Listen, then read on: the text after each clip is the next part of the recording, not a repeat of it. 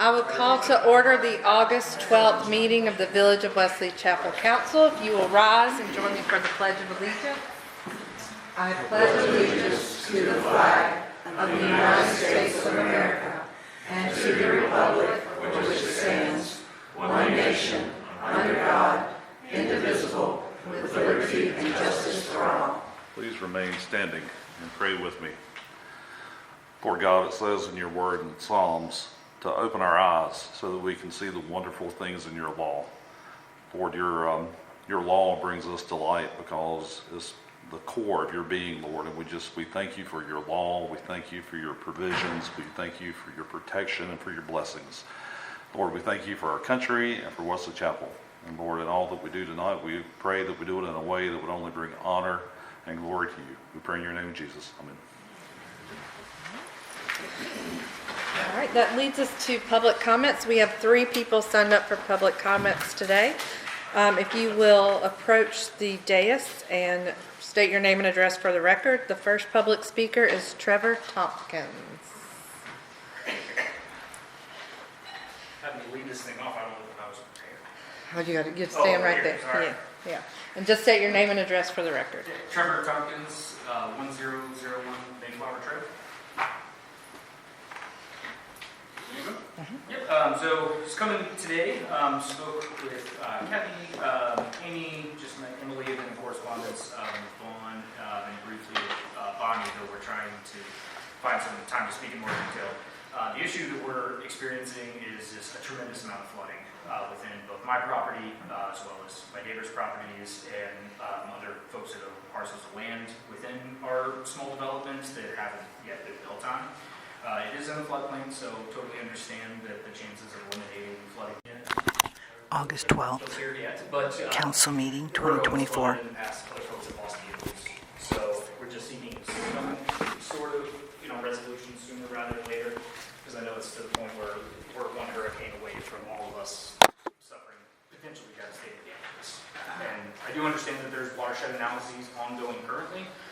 This would be the East Fork watershed that's currently being looked at, but not expecting a resolution today. If we could get one, thumbs up. But really just wanted to bring this to the attention of the council, keep the communication lines open, and see what we can do to just get the ball rolling on some sort of mitigation effort. Right, and your ball will get rolling tomorrow or this week when you talk to Bonnie, because not only do we have to work with our stormwater engineer, we also have to work with the state. So we'll have a lot more information after we talk to Bonnie. I know you gave your address, but what's the name of the subdivision? Pilgrim Forest? What was it? Pilgrim Forest? Pilgrim Forest. Yeah, right off of Gold Mine Road, Pilgrim Forest Drive is the main off of that, and then our specific issue is Mayflower Trail. Okay, thank you. So staff will be following up with you after you have a chance to talk to Bonnie and she has a chance. Okay, good. So that would probably be, just so I'm understanding clearly, like item number 1, talk to Bonnie, fill her in on anything. And then Bonnie will provide us direction. Okay, excellent. Yep. Am I allowed to say, Paul, is there anything you'd like to add? He would have to come up and introduce his name and because you have 3 minutes. So. Oh, apologies. I probably used most of that. I will bow. Yeah. Thank you. Thank you. I'm So you have to state your name and Paul address for the Barcher. record. And your address. And I actually own multiple lots in the Okay. neighborhood. Sure. And on that street, and I pulled in, it was raining. But what's your address? One of the lots is, lot number 40, parcel 07096-142. And there's also the 5-acre parcel right across the street from Trevor. It's next to that one. But the flooding gets so bad to where I pulled up once and Trevor came out and you can't see any land. You just see his house and it's basically a lake. And he was having a delivery that he had to cancel. And there were massive poisonous spiders just floating around. That it was scary. And that all just gets washed around and a really big health hazard. The flooding it's not just the creek overfills. His house is an island. And I've got a video on my phone here. If you're curious, it's, You can forward it to It's me or terrible. to staff, and we'll Okay. make sure it gets shared. Okay. But where do you live? Because if we need to get in touch with you, we so need I your live, address. I live in Wesley Chapel, 1506 Laurel Hill Drive. Okay, In Wyoming, that's where my house is. Yeah. And I have 2 lots on that street where potentially I want to build in the future. But that's kind of setting me back where I'm just like, do I want to? Because of the risk, with all the flooding going on. So the whole place just goes underwater by about, Trevor, safe to say, about 6 to 10 inches deep. Yeah. I mean, he was walking around outside of his house and it's basically a lake. stormwater is probably the second biggest complaint we get in Wesley Chapel due to the rapid development in the area. So we work directly with Bonnie Yeah. and the state. Yeah, I think the development behind it caused a lot of the runoff there. I'm a contractor. My theory and what I would tackle first is, like Trevor was saying, clear that creek, because that creek, a fallen tree will redirect the flow of water when it comes down hard, and it'll flood a large area, because it's not being directed correctly, it's just going everywhere. So And clear- Bonnie will give her professional Right. stormwater engineering perspective tomorrow. And Trevor, you got the videos and pictures you sent? Yeah. Awesome. And if you can send them to staff, if you have Emily or Vaughn's address, that would be great. Awesome, appreciate you guys. All right, next we have Mr. Jim Hill. If you'll come up and state your name and address for the record. Thank you. Jim Hill, 2314 Wesley Landing Road, of course. I have 2 things I want to bring to your attention tonight, so I'll try to talk fast. So as you recall, at the July meeting, I reported to you on the lack of progress towards adding a turn lane at the intersection of Newtown and Cuthbertson Road. So a month later, there's been absolutely no progress, nothing done. And my fear is, school starts in 2 weeks, which kind of puts the whole project in jeopardy because NCDOT won't let you close lanes during school days, and you have to work nights and weekends. I don't know if that can be done, if that turn lane can be done. For those of you that don't remember, in 2020, actually, the Union County approved a conditional zoning change for the property at the other end of Cuthbertson, and it was a conditional zoning from low density to high density, and it's the property that's now being developed by David Weekly Homes. And one of the conditions of the conditional rezoning was that the developer would improve the intersection by adding a turn lane. So it's kind of frustrating that 4 years later, and after there's a couple hundred homes built, the county is not enforcing the terms of its conditional zoning. So any help you can give, Mayor Fuller, maybe a call to the county commissioners. I called. There's 400 or 500 Wesley Chapel residents that live on that road that wondering why the county isn't doing what it's supposed to do. That would be helpful. The second item, I wanted to just have a suggestion for the financial audit, because I saw that on your agenda. It would be useful to the public if you included in the final audit report a discussion of what accountants call contingent liabilities. So in the definition of a contingent liability, the definition is a potential claim against your fund balance that's likely to occur, but at the time of the fiscal year end, you couldn't really reliably estimate the amount of that liability. So, great examples are, as of the end of June anyway, you didn't know exactly how much the dam would cost. The village has obligations to install sidewalks on Ray Road whenever that happens. A lot of obligations to offset costs for overruns on intersection improvements. So those would all fall under the accountant's definition of a contingent liability. So it wouldn't be shown on your balance sheet as a deduction from fund balance. It would be shown in a footnote.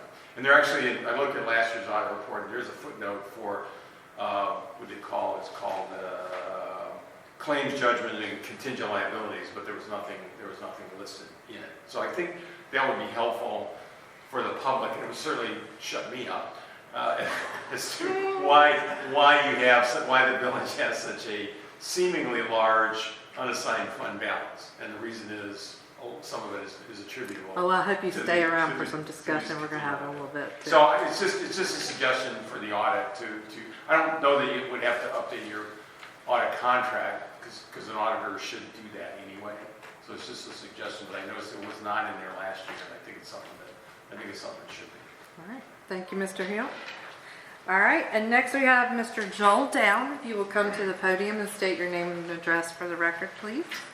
Hello, everyone, council, staff, and fellow residents of the county, of the village, that is. My name is Joel Down, and I live at 408 Conaway Court, and still live there. I've been there for almost 9 years. And I want to talk to you about 3 different things, and I won't necessarily list them all out beforehand, but I'll just go through them real quick.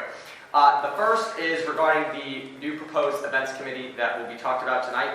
I spoke with Mr. Lepke right before the meeting tonight, and was refreshed that he is going to be a staff liaison on that committee. As you all know, I'm on the communications committee currently, but hopefully will be on that events committee.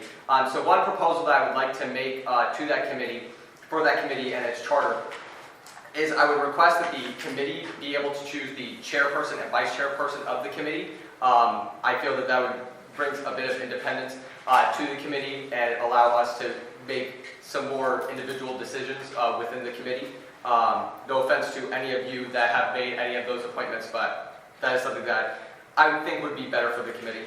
And then one other thing that I want to mention when it comes to the website is that I noticed that the terms for when each term for the people that are on the different committees is not on there anymore. But obviously that can be added likely. I just noticed that from the old website.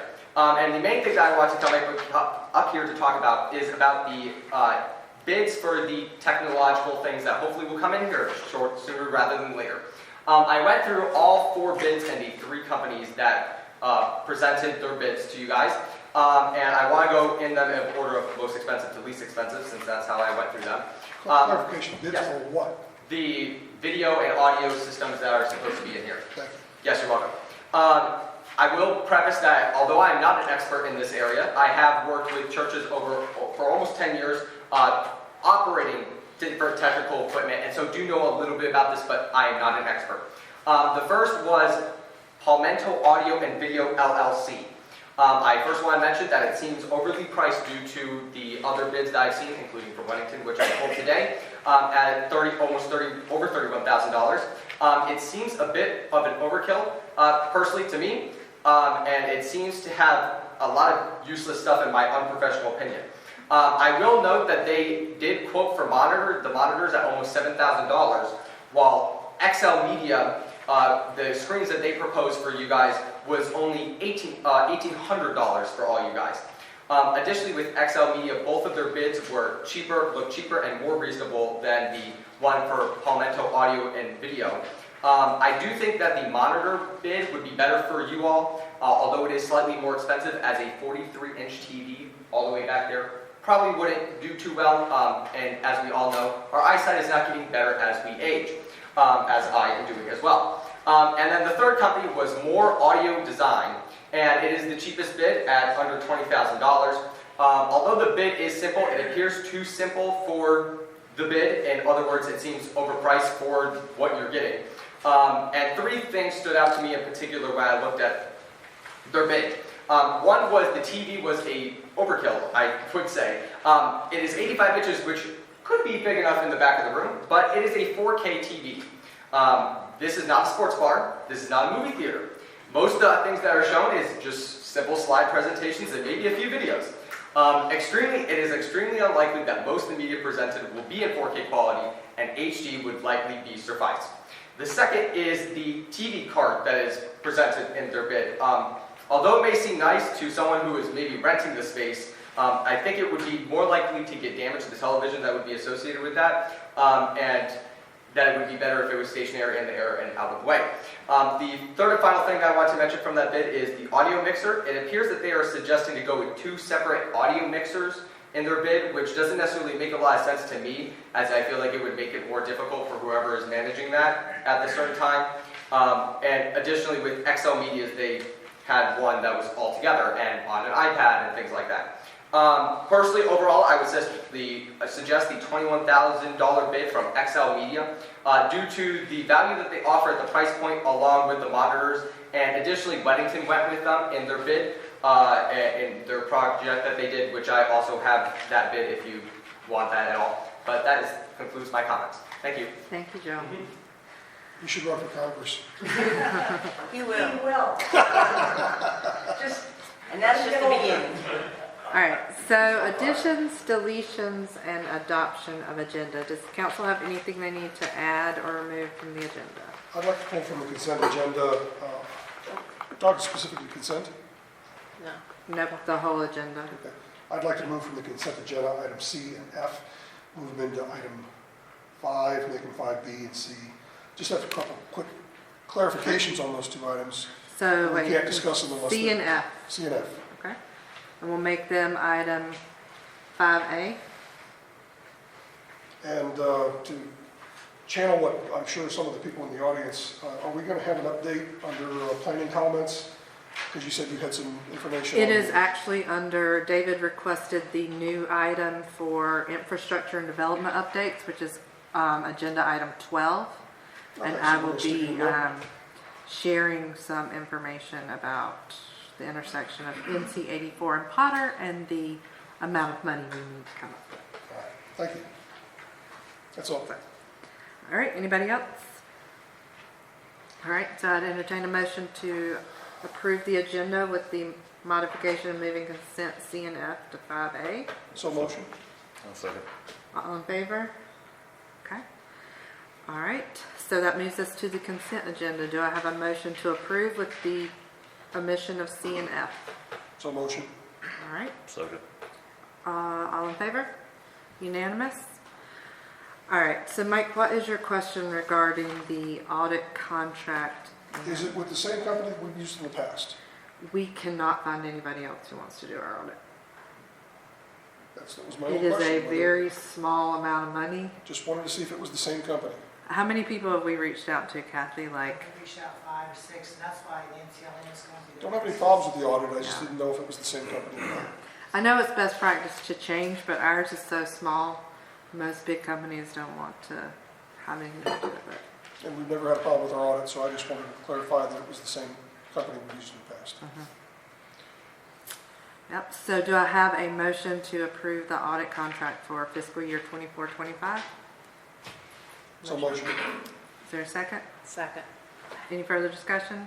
All in favor? Unanimous? And then item, On item F, it was on the consent agenda with the $300,000. Do we have any kind of schedule? no. I mean, it will be 2-3 years So I guess before my- that. My question is, we're budgeting it in the, No, we're not budgeting. I need to write the check. It's due within 60 days. so we're spending $300,000 today, but we have no timetable from the DOT when the work's going to get done. 2 to 3 years. If we want to help these residents, we write this check for $300,000 today to DOT and stay in their good graces. I just hope, like the Ray Road expansion, it'll get done sometime in the next decade. That's how DOT works. It's an awful lot of money to just be sitting there. Is that going to be the final check, or will it could potentially increase? Do we have to pay overages? I can't remember. Not to my knowledge. Project is there to fully funded. The reason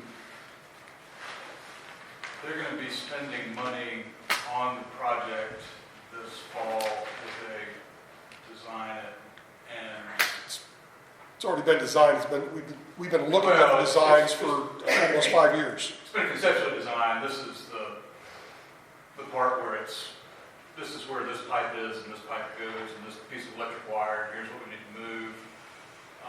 And so there will be progress made towards it, just not visible progress. And we, I believe, approved the deal, so to speak, last year sometime. Yeah. With the understanding that we would be contributing funds at the point when NCDOT when they could begin expending funds on the project. And so we're essentially making sure that it gets going. No. And we got the bill a couple weeks ago, Yes. and we have 60 days to pay it. So, Just a little frustrating to spend that kind of money on a project and not have any kind of a timeline. but when you've worked with DOT for a long time, you understand that's how it No, I goes. understand it, I'm just not happy about it. I want to pay it and keep that ball rolling. So, all right, so do we have an approval to approve the payment and the budget amendment for $300,000 and I can sign that check. Make a motion. Second. Any further discussion? It's the biggest check I've ever signed in my life. All in favor? Unanimous, all right. So that brings us to item number 5, Finance Officer Report. July, we had a good month. We've spent about $83,000 so far. It's, a lot of it has to do with some of the big checks we have to write in the county sheriff's office and our dues and fees for NCLM and the organizations that were listed in the budget. The village has not yet started receiving the tax payments, of course, or the tax receipts. So this $300,000 payment is going to dip our balance in our budget. So I'm requesting that council just allow us to move $200,000 from our savings over to our main account just to keep us in good standing. I think $200 is sufficient, and that way we keep the interest going. This payment was slated in our 5-year CIP 2 years out, but it is due within 60 days. So we've approved that. So if you could give me a motion to move $200,000 just from our savings to our account. Sure, savings to our checking. Motion to move $200,000 from savings to checking. Is there a second? Second.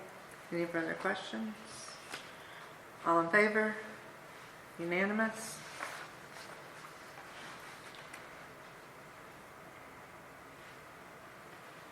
Okay. That's pretty much all I have for finance. If you want me to go into code enforcement. Sure. Oh, before we switch, Oh, y'all got finance questions? go ahead, David. The amount that we've paid for the sheriff's office for the contract deputy, that's an odd amount. Are we paying them by the quarter, or is it prorated? Is that a partial month? Quarterly. Quarterly? It's due July for the first 3 months, Okay, and then again in October. okay. But the yearly contract is still about $115,000. It was a 128. tidbit from what we approved. They came back with a different number, but it was just a couple thousand more. That's about $130,000. Wow. Any more questions? Mike, you had some questions? Anything on this contingent liability issue? Is that anything you'd like to say anything I don't about? know that we have any contingent liabilities. I mean, we have everything projected out in our 5-year plan, so I don't know, in my definition, it's just something that we would be at risk for paying, not some sort of infrastructure that we're planning on paying for.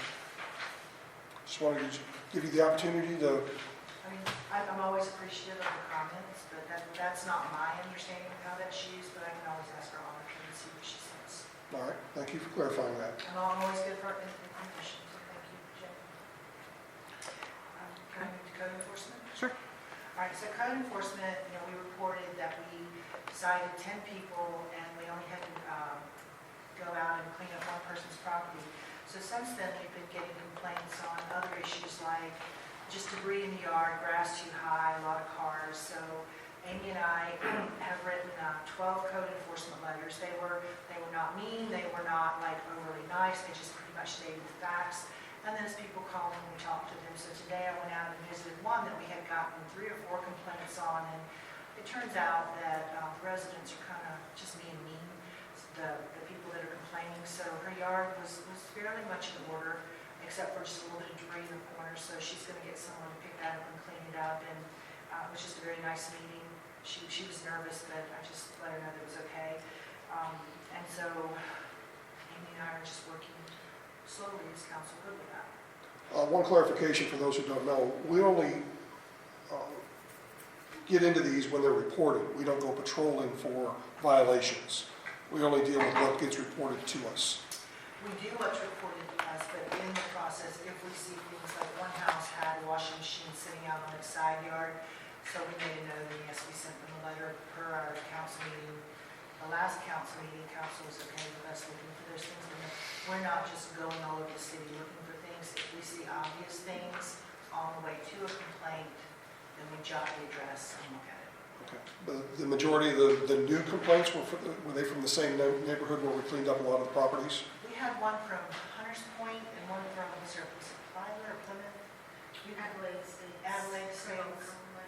Yeah, we've had just a couple of, There's a couple of neighborhoods that are maybe problem neighborhoods, and once they see us cleaning the properties up and actually getting some some traction, maybe now they're gonna start reporting things that, Yeah, you hit the nail on the head because that's, Amy and I were talking about that this week, that we don't want to open a can of worms either where we just become inundated with, Martian. that's why we don't go looking for problems, but if problems get reported to us, they're handled. And the ones, yes, and the ones that we're looking at are excessive. The one I went to today was reported to us by at least 2 different neighbors, so I went out to meet with her and see for myself. The other ones, Amy and I noted, have just been like a lot of either construction debris. Hampton Meadows has a big green, it looks like it's about an 8 by 10. Those like plastic things that you set out and then somebody comes and picks it up. You put your construction waste in it and they pick it up for you. Yeah. It's overfull and been sitting there for a very, very long time. So there's another property on Hampton Meadow. The house looks like they started renovating it and then stopped. So they've got tractors in the front yard and dirt mounds and debris scattered everywhere. So, we sent pictures, we circled, kind of what we were looking at. And we're just kind of waiting for people to call and taking it case by case.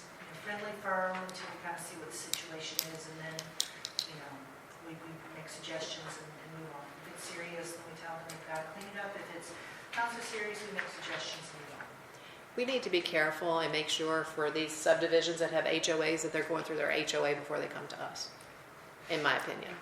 I don't know. Like Adelaide Estates, I'm sure they have an HOA because they're a newer subdivision that they should, the HOA, I am sure they have guidelines and things they should adhere to. Instead of the village trying to take over something we wouldn't necessarily have to take over. If the HOA can't handle it, then it seems reasonable that the village could step in. That's a good suggestion. I'm just saying we don't need to go looking for work. Our process is simply just violation fees. That's it. So we'll send an invoice at the end of the month. At the end of the year, file a lien. They got people to clean up. And then this was the conversation at the last council meeting is, where's the line? So we went with what the ordinance says, but we're not looking for things. We're just, if we see something excessive en route, we note it, send a letter. If council prefers us not do that, we won't. Well, I agree with Councilman Bailey.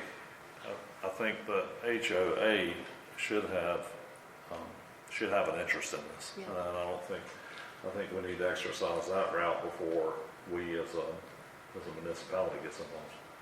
We did have one property that they had complained to the HOA, and they felt like the HOA wasn't doing anything. We rerouted them to the HOA, we explained to them the authority that the HOA has, and they still insisted, this was the one that I went to today, that they insisted that the village get involved. But I'm here for you, so whatever you direct me to do. So what you did was you sent a letter saying you've gotten a complaint, you need to clean up your yard. We don't really say we got a complaint because we don't want them to start feeling insecure or looking and guessing which neighbors are attacking them. So, we just said, the village has observed that you have violations, and we cited each violation, asked them to clean it up, told them what the fines were, and let us know when they had it cleaned up. And then we're just waiting for phone calls. So if you typically get a phone call or a letter from the neighborhood, you're not directing them to first go to their HOA? I understand that question. You're saying go through the HOA?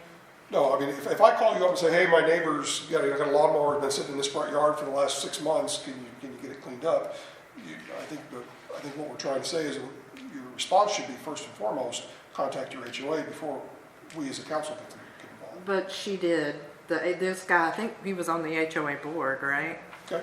So Just the clarify. HOA was actively involved in it. All right. So We can redirect. Amy is writing, and when she sees things, we're sort of working together right now. But when Amy's out, she's looking and we're talking, and then we're talking with the mayor via pictures. So we'll just add that to our, to part of our process that we actually refer them to the HOA first. maybe we could copy the letter to the HOA also. Yeah, maybe not a bad idea. The other thing, just hearing you say that when Amy is going out and looking for signs and other things, she's also looking for other problems, I think is a little bit beyond what we discussed last month. And we said we did not want to go looking for problems.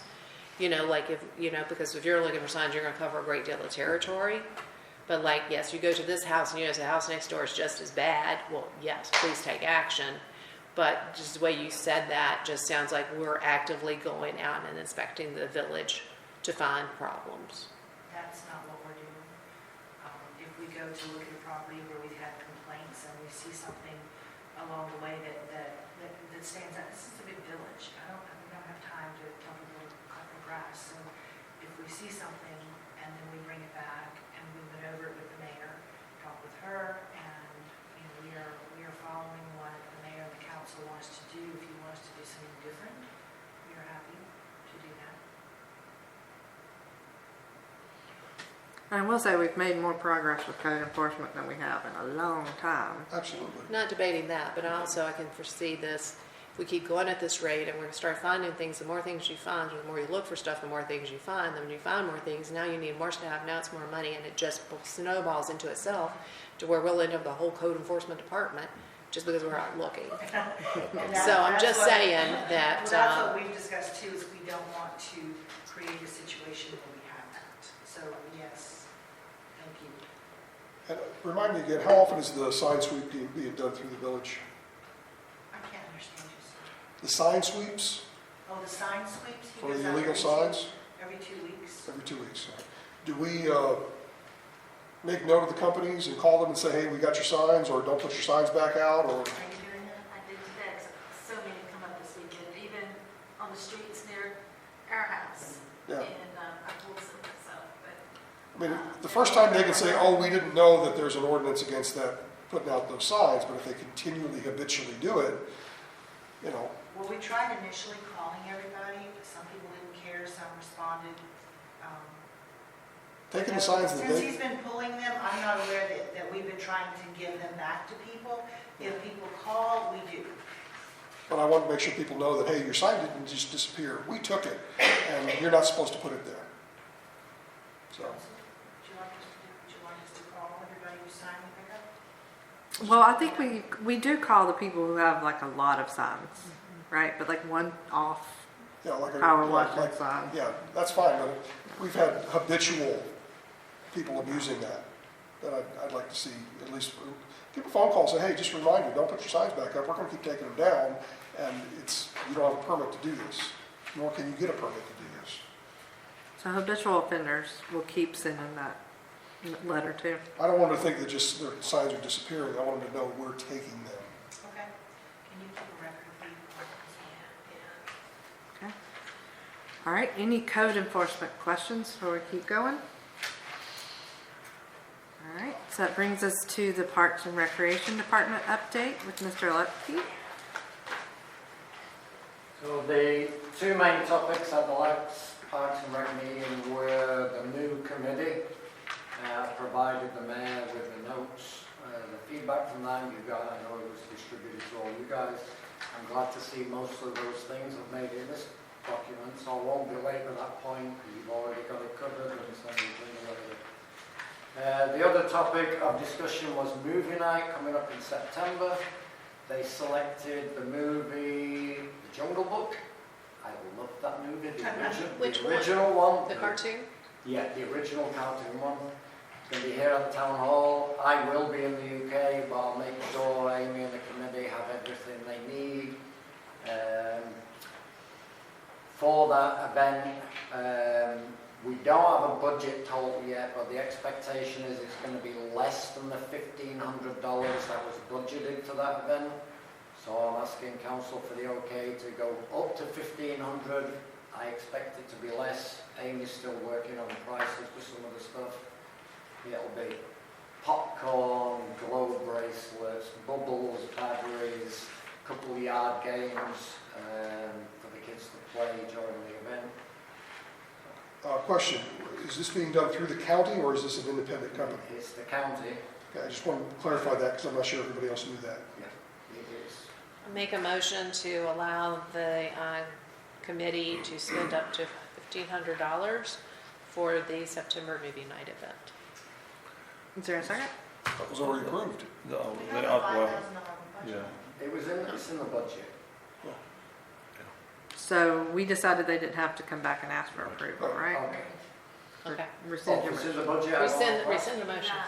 If you were approved for that amount in the budget, you do not have to come back and ask for it. Nice, thank If you. you are spending over $1,000, then you have to have meeting minutes. Yeah, but it's But if bits you're and bobs, it's If $50 it's pieces here, and $100. parts up to your 5,000, if you're buying something. Yeah.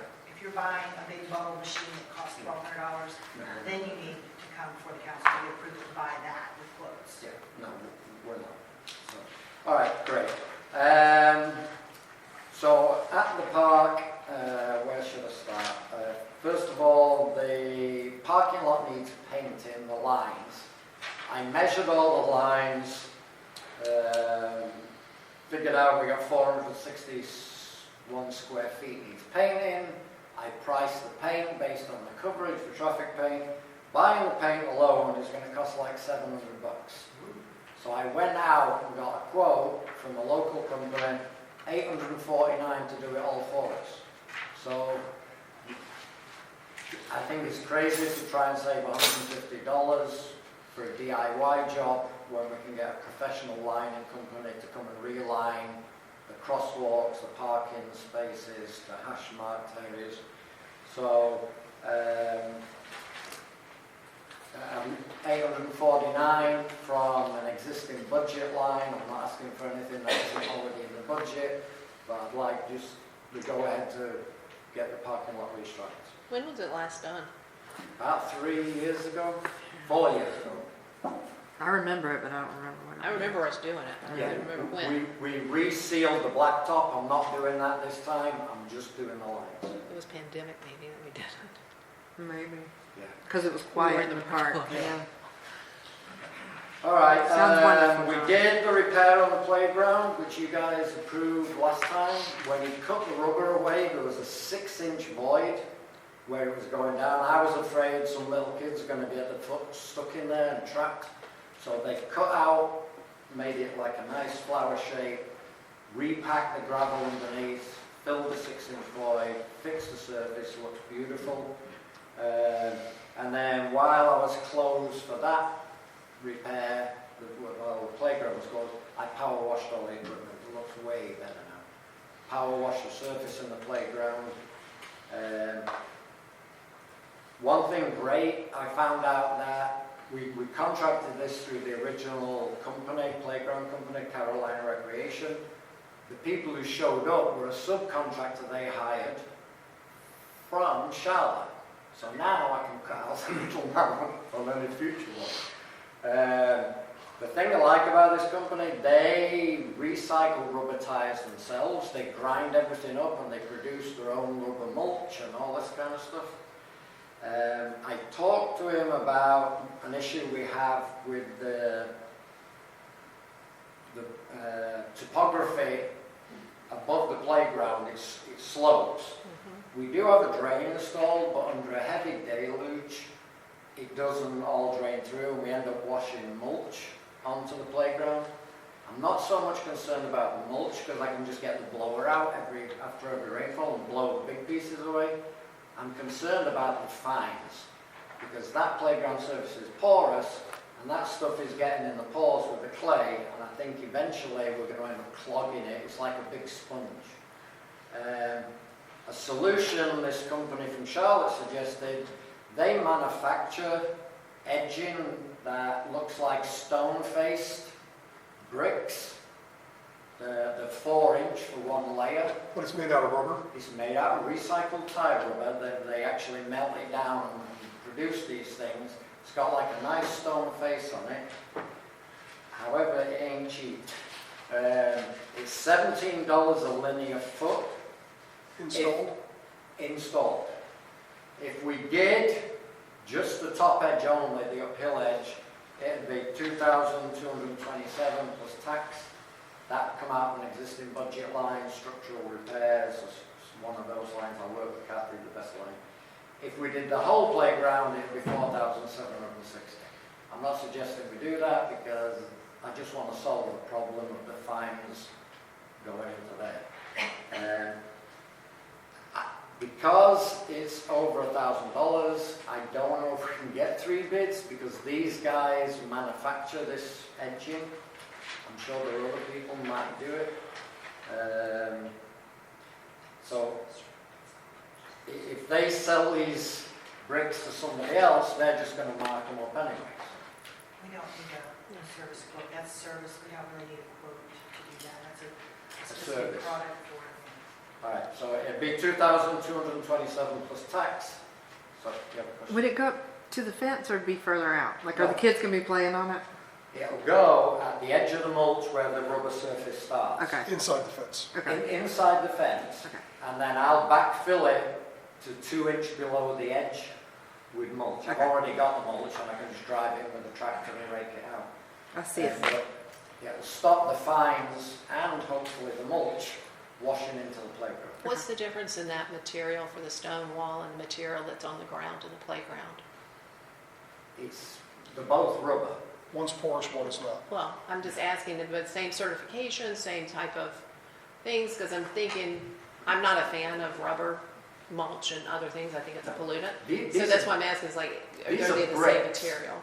The rubber bricks, manufactured rubber. Right, but edging it's still, at bricks. some point, the rubber does start degrading and falling apart. That's why I was wondering if it's the same material as what's on the ground, beyond being just recycled rubber, Right. especially since it's gonna be around kids, because you know they're gonna climb all over. They are both rubber, so the subsurface in the playground is recycled rubber ground. That's underneath. The top surface is virgin rubber, the coloured stuff that's on the surface. That's mixed with the urethane resin to glue it all together. These bricks are thermoformed, where they kind of melt the rubber particles together and make these Yeah. edging sections. So technically they're both rubber, but they're manufactured in a different way. I'm just thinking, the children will climb on them, Yeah. and then, you know, repeated climbing and everything else, and then they start falling apart, and then you just end up with crumbs everywhere. Are they sturdier than that? Like, I believe so. They sent me some photographs, I can send them to you. They said this is standard now. They should send me a bunch of playgrounds where they've installed the rubber surface, and where you're trying to save money like we did, you surround it with mulch, so you know. Many playgrounds are putting this in all the way around the playground. Could you find a local one and visit it, just to see it? Just to see that it's gonna hold up to the abuse that it will get in our I mean, playground? I can send you all the photographs if you want to see it before you give the go-ahead, but John, is there a warranty with this product? don't know, I didn't ask. I thought I'd talk to you guys first, and then, I like the idea, but I'd like to know if there's anyone else who's using this locally and what the warranty is on the item okay. to address Lori's. I shall check it. There's no rush to do it, Yeah, so I will check if there's one locally. yeah. And And I'm warrant- fine if you go and you look at it and you say, yeah. I she think wants this you to is- go jump up and down on it. Yeah, but you know it's gonna hold up to the abuse it's gonna get in the playground. That's all I'm saying. They're this thick. I mean, it's like solid. It's like jumping on a car tire. Well, these are the same people that broke the swing or the carousel or whatever, so Sure. We know we don't put got, much past those. we know we got a rough audience. All right, so I'll get more information for next month. I'll Thank check you. on is there an install locally. I'll get you guys the pictures and Maybe I'll a check sample. on the warranty. Maybe a John, I do have a question. You have, and ride along with me on this ride, okay? You've got the playground, then you've got the fence, and on the other side of the fence, you've got mulch, and you're concerned with that mulch washing down onto the playground surface, right? So kind of. So the hill comes down, which is grassed clay. Then we got a mulch bed that's been landscaped, planted. Then Okay. we got a fence. Then we got additional mulch. Then we got the rubber surface. Okay. And it's when that water sheets down there in a heavy downpour, the mulch is holding most of it. And I created a trench to send most of the water around. But in a very heavy rainfall, it gets overwhelmed. And then the water flows through the mulch, Okay. under the fence, onto the roof. The mulch that is adjacent to the fence, are there plants planted within that mulch? On the outside of the fence, yes. On the inside of the fence, no. Right, okay. How prudent would it be to remove the mulch and just sod that area that's adjacent to the fence? That'll actually speed up the water. It's also going to filter a lot of the mulch that's coming through. Yeah, you could. we could do that. It creates a mowing thing, but then I think water's still going to go through it and wash dirt into the surface. My concern is the rubber surface getting plugged up eventually from clay, dirt, being washed onto the surface. I don't remember any conversation about those concerns when we made the decision to get that kind of surface. That, you know, We installed the drain. I mean, There's a French yeah, drain. but what I'm we did saying talk is, about it. I don't recall us talking about that, we were gonna run these kinds of problems, and for this company to come up with a solution, sounds like it's a known problem that, Well, the company that came up with the border is not the same as the company that came up with the I know, but they saw a playground need, surface. they saw a need, clearly, that's, Yeah. I mean, we can live with it. Eventually it will plug up. And we can deal with it 5, 10 years from now. I'm just trying to get ahead of it and prevent it. Yeah. I'll get more details, find out if there's one locally, send you guys pictures, get the warranty information. Maybe a sample? I can get a sample, yeah. It would almost be like another playground feature though, because they're gonna love standing yeah, on they're that gonna, and they're gonna jumping think it's a off. balance Yeah. beam, we just had the Olympics. Yeah. All right, I'll get a sample of the brick as well, so you guys can actually feel it, see what it's like. All right, so that's done. John, before you move on past this, one thing that jumped into my head while you were talking about the erosion issue, and you were worried about someone tripping and falling, which is why we got it repaired. Is there any kind of an annual inspection that needs to be done on the playground? There is not a mandate. I mean, you can have a safety inspection done. You have to find a certified playground inspector. I don't think it's going to be any different than when the county approved it, because nothing's changed in the playground. Just want to make sure that we were following the rules as far as inspections, if we needed one or, okay. I am not aware of any mandate that we have to have any inspection other than when we got the certificate of occupancy for the playground from the county. And you inspect those pieces pretty regularly when you're cleaning and, Yeah, he's gonna be pickier than the inspector. I'm not certified playground safety No, inspector. but you want it to be good for the kids. How much would that cost us, getting you certified? Half-day class for $300, and you can be a certified expert. Yeah. We could rent you out to other playgrounds. All right. So we had Tropical Storm Debbie come through. Good news is not too many. No major trees down, some small ones here and there. A lot of branches already cleaned up. That's the good news. The bad news is with all that rain, we did get a lot of trail erosion. All that water coming down into the pit gravel trails. We got several areas where the gravel's washed out. I'm guessing, estimating, we might need about 60 tons of pit gravel to repair all the trails. If I bought that with my regular budget, that's my entire budget blown on pit gravel for the year. So How much is 60 tons? somewhere between 4,500 and 5,000 delivered. That's with tax.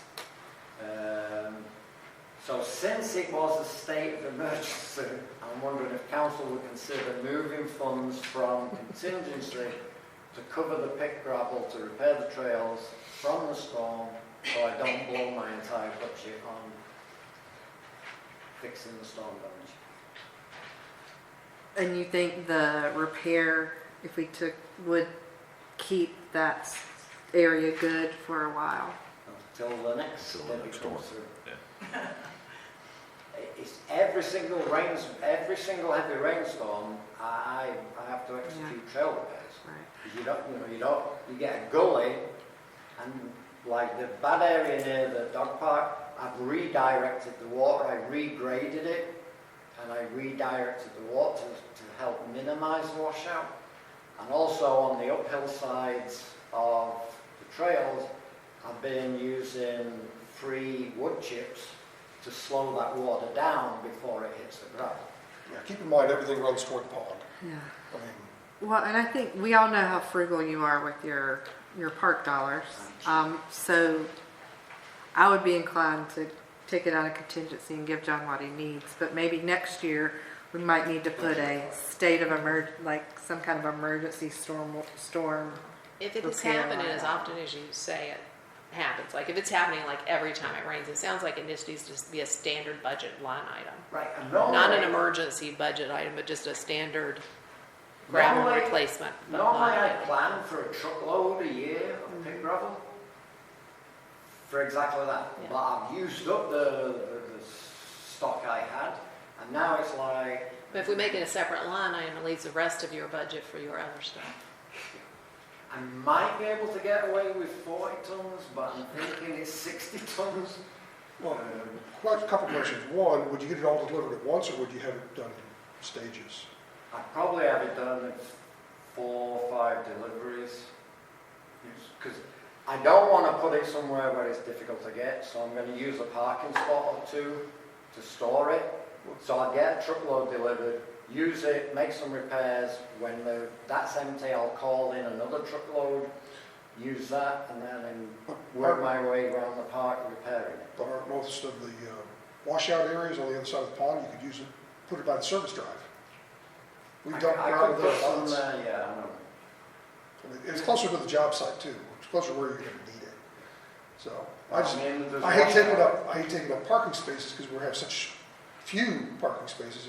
You're talking 40 tons, 60 tons of gravel, you're talking 4 or 5 parking spaces. But he's not going to do it I'm all not at going to do it all once. at once. Yeah, still. I'll use them 2 parking spaces for a truckload.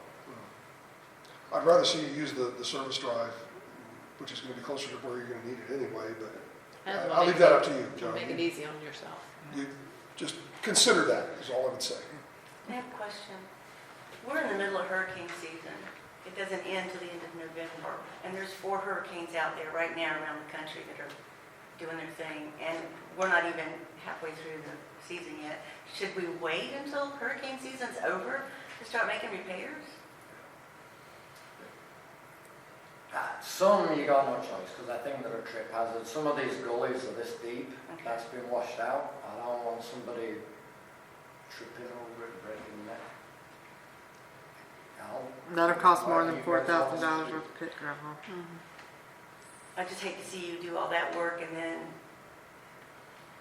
Hurricane Bobby comes along and, messes it up. We've had to repair trails several times in the last decade. Yeah. And it's a lot less now than it was originally because we've diverted a lot of the water in some cases so that we don't have the reoccurrence. Where we see it happens all the time, I've regraded and I've created channels in the clay and then kind of directed the water off to the side of the trail. Other places I've actually put drains in, created a channel so when it flows off the hill. And then uphill from it, I'm using fallen branches and leaf stuff to create a dam to slow it down. So if you walk around the park now and you look up, you'll see branches, rows and rows of branches everywhere that I'm using to slow the water down. I will send you an email about something I read. So you use it's called a mound, and you basically use like a fallen log, and you let it degrade over time That's exactly what I'm doing. as a rain block. But there's an official way to build one for how long it lasts. And it was really interesting. I'll send a link to that. It's very That's interesting, but it's exactly like I've what you're been doing. with all the fallen But there's logs. like, you also put something over the wood. So, yeah, I mean, it's a cool thing. But you're completely out of your stockpile now? Yes. So council, I think I don't get to vote, but if we went ahead and moved maybe 4,500 or 5,000 from contingency and put it in a pit gravel line, John can get it as he sees fit. I make a motion that we, 4,500 or 5,000? I make a motion that we move $5,000 from contingency to a budget line item created for pit gravel for park maintenance. Second. Any further discussion? Yes discussion or no discussion? No. Okay. All right, all in favor? Thank you, Council. The last thing I got is a note that the bid deadline for the dam work has been delayed. It's now going to occur when I'm in the UK, so I will not be present for the opening. Are you planning to be at the opening? I know you are. Amy Blackwell. But with sealed bid, normally you want 2 or 3 people for the opening. Who else It'll is be going to me be? and Amy Black. Amy Black will be vetting them, and Okay. hopefully we'll be able to bring it to council That night. that night. Okay. Amanda, can you attend that as well? I think Not we should have at least a during council February. member. What time is it? I forget what time we put on 10 there. 10 a.m. is when we're opening. I think it should And I be. mean, it's not necessary, we're just, when the bids come in, we're opening them. If we don't get 3, we have to send them back out and rebid again until we get 3. So as clerk, I can manage that. Yeah. Amy Black is going to be there just so she can vet them, so we can make a recommendation. So if we get 3 bids and Amy looks at them and says, these are all bad, we're not gonna take any of them, then we basically will start over. You have the right to reject any of those bids. But I mean, I'm talking about from Amy's professional perspective. She could say these aren't appropriate, right? Absolutely, absolutely. But these are people that she knows and have recommended, so I think they'll be pretty good. These recommendations, the recommendations that I've requested, or the information that I've requested through the website and through the paper, I haven't gotten anything directly from anyone. And had she talked to 2 or 3 firms? We have 3 firms right Okay. now that we're talking to. So she was concerned at first that we were only going to get 1 or 2. We cannot accept a bid like that, but if we rebid it and we get less than 3, then we can select from 1 of them. So there is another issue, we have this later on the agenda, but we can talk about it now. There's another issue that right now we're trying to get the FEMA money, and Amy has advised me that if we get ahead of the FEMA bid requirements, that we could be outside of the window for the FEMA funds. So even though we may select a contractor, we won't do a notice to proceed until we actually have the contract, and we won't do the contract until we get the FEMA money. So we are just kind of lining up, sort of aiming for a target here, but Amy and I are both very aware to watch the timing on this. Any update on when we'll know about the FEMA grant? She said the end of September. It's like a carrot they keep dangling in front of us and keep And I pulling don't it know if away. it'll help our case or not, but I think Amy should go look post-Debbie at the downpipe. Like the whole side of that rusty cast iron pipe has collapsed now. It's affecting the water level too, right? Oh yeah, the water's down this much in the pond. Well, let's The put it in. whole pipe that's supposed to control the level is corroded, that's why we're doing all this. And the whole side of it after Debbie is collapsed in. So the 55-year-old pipe is finally given out. Yeah, that's it. We just need to hope, we need to hope Hurricane Tony and Steve and all of those stay away. Has anything been done about the fish?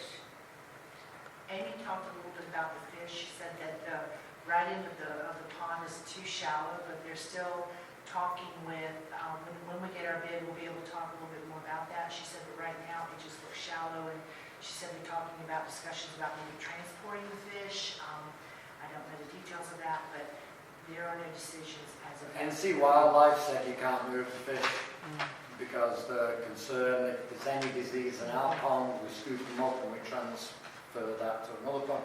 So you can't move them to somebody else's pond. And I don't know if Amy meant a makeshift pond or what she's talking about, but she is talking about it. Yeah. And I did hear you say that last month, that we couldn't put them in somebody else's pond. And I did talk to Free Amy fish. by email, a suggestion of excavating something at the shallow end of the pond so the fish can swim in it. She believes Army Corps of Engineers may have a problem with that. I don't understand why. How can we find out? Because we really need I to don't know. address the I fish. tried calling the Army Corps of Engineers. I must have called 10 different Army Corps of Engineers offices. Nobody answers the phone. Probably all work from home. Yeah, Amy is concerned about it, so hopefully she'll find some resolution.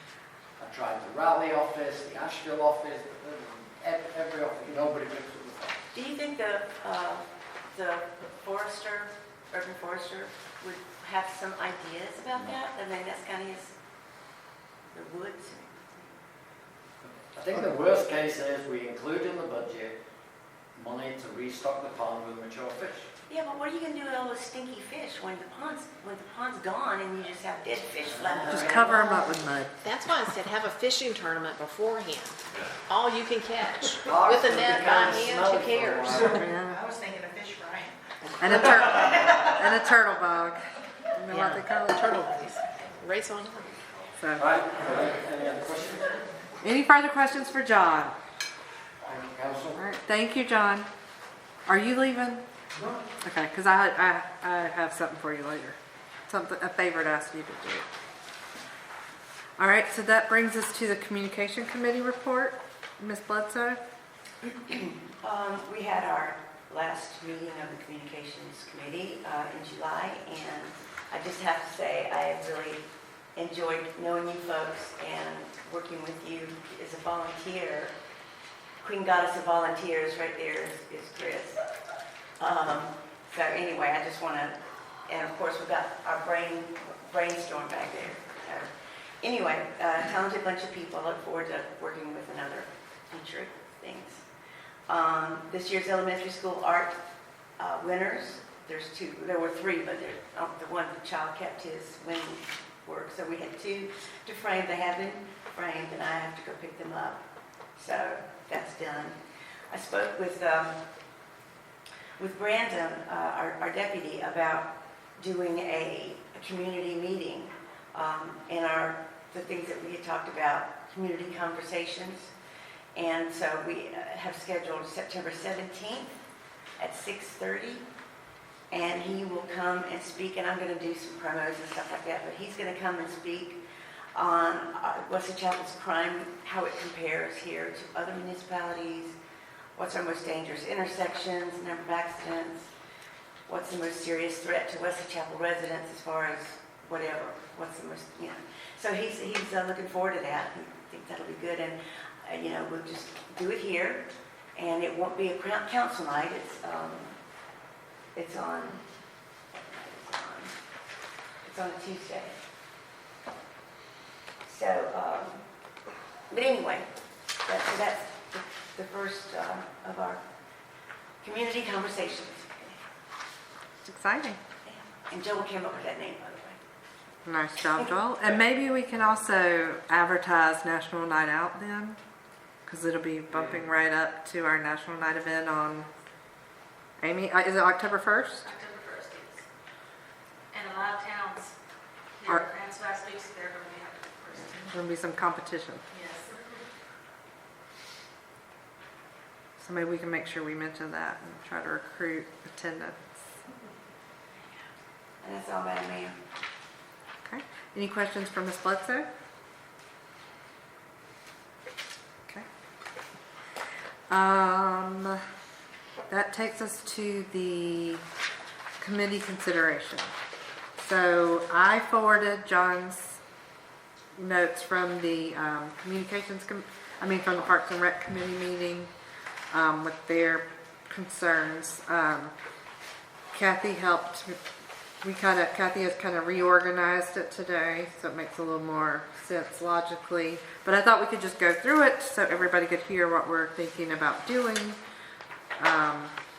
and move forward. Committees do not have to have charters, so we don't have to do the complicated procedure of creating charters. We can just simply have this procedure document and work permit. So, first things first, I think we probably need to talk about the name. I know Parks and Rec was very attached to their name and unanimously wanted to keep it. We did have some suggestions. Resident Engagement Committee. I gotta find all my notes for that. Citizens Advisory. Citizens Advisory Committee. Let me find them. Resident Engagement Committee, Citizen Advisory Committee, Recreation and Events Committee, Citizen Advisory Committee, Community Engagement Committee. It's open for ideas and discussion. Program and Events Committee, because we're asking them to do programs as well as events. So Sure. Program and Events Committee. Program and Events Committee. Program, I read in one of those where they were talking about maybe doing something, some sort of activity. It came to mind like, not this, but like paint potting. So if we wanted to have a class on planting trees or something, we would bring 5 kids in and do a program to have a tree planting lesson, Okay. or an event at the school, or like a box city at a school, or something outside of an event that's more program related. I like resident engagement committee from the standpoint that we've been talking about when we formed the communications committee and everything else. It was really about getting more resident engagement, about what can we do. And when you think about everything, the events that we've held have all been about getting residents out and involved and coming to it. And it just feels like that's a nice melding of the communications committee and the Parks and Rec committee, in the sense that, you know, jointly they're bringing their experience with it, but it's really about making it bigger and better, of how can we get more resident engagement with what we're doing. And one piece of that are events or programs or whatever, but it's really the target or objective is really resident engagement. And that's just my opinion on that name. Does anybody else have thoughts? I know, Deb, you had a name you wanted to suggest. Well,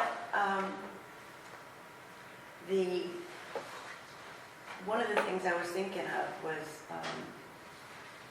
again, the Citizen Advisory Committee, because it is our citizens, and they're in advisory capacity.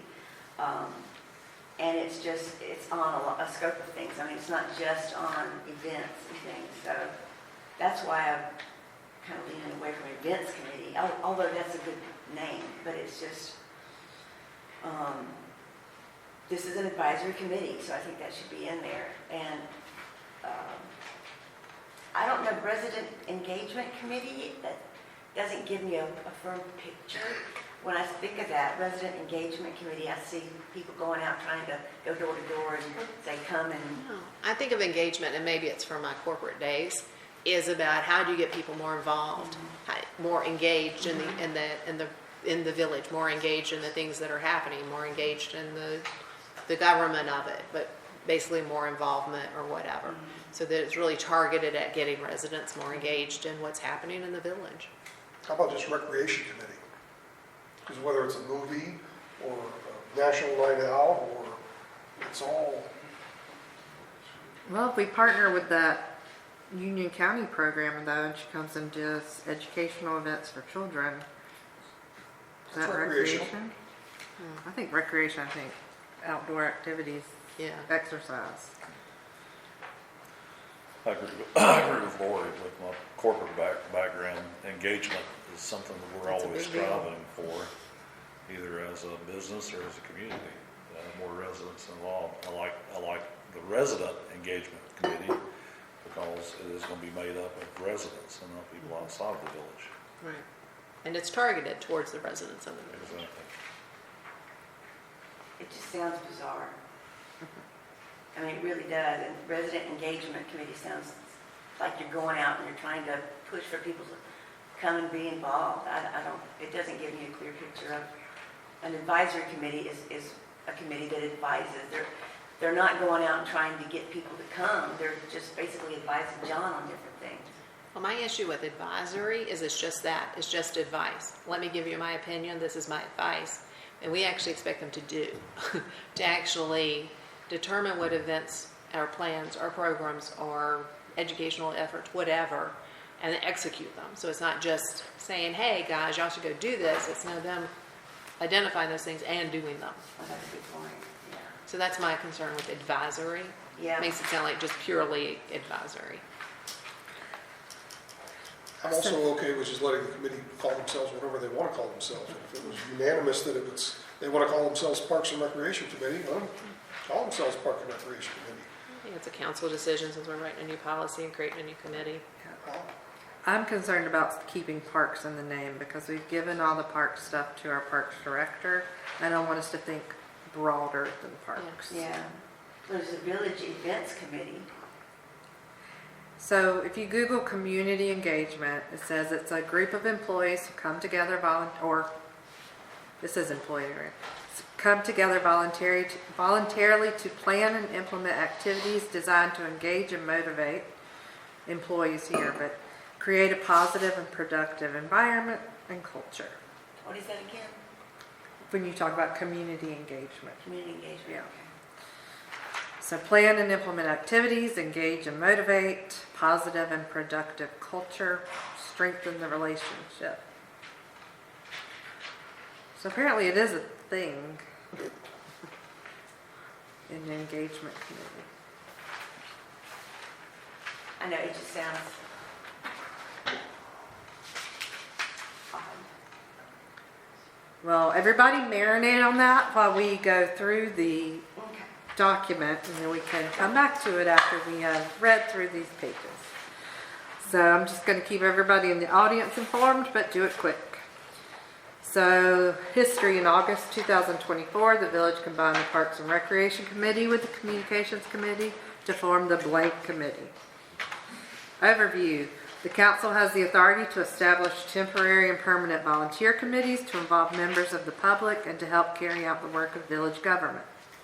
Committees must adhere to village policies and local and state law.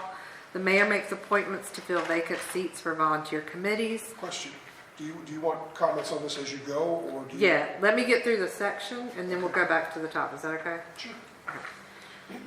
Committees must adhere to village policies and local and state law. The mayor makes appointments to fill vacant seats for volunteer committees. All committees serve in an advisory capacity at the pleasure of the council, and each has a specific function or purpose. The council may remove any committee member for due cause. Village committees meet once per month. Members appointed to temporary committees shall serve until the objectives of the committee have been met. Council may disband committees when they no longer serve the purpose of the government. All vacancies on volunteer committees shall be advertised on the village website. Well, the first thing that jumped out at me is, I understand the mayor makes the appointments, but you want them to come to council. Why should someone who's applying come to council if we're not going to have input whether they're going to be appointed or not? What? What are you talking about? You want someone who's going to serve on this committee to come talk to Introduce council? himself, yeah. Okay. Why would they want to introduce themselves to the entire council if the entire council's not going to appoint them? Well, we've asked them to come in the past. No, I understand that, but it's not the council's decision, it's just yours. Yeah, that's how committees work. I mean, that's how we've been doing it for years. I'm just saying. And then later, it talks about that the council, if we want to have somebody removed, the council will make the decision to remove them, not just the mayor. Well, I don't think anybody should have the power to just kick somebody off, because you could Well, I get think it mad. should be- We've seen people get mad at people and kick them off stuff. I mean, Yes, I'm well aware of that. I'm just trying to say, if one person can appoint, should one person be able to remove? Or should it be all of council appoint, and all of council? Well, isn't it that the Whatever, committees, yeah. they nominate people in their committee to be chairman and vice chair or whatever, and then they bring that to us? I mean, they've already been decided by the committee, right? well, this No, is this is just just a a member, a regular member. I don't see anything wrong the way we've done it for years, and you should know better than anybody since you've been here forever, that the person who wants to be on a committee comes to council, they tell us who they are, we know a little bit about them, whatever, and then unless it's a planning board, the mayor appoints them.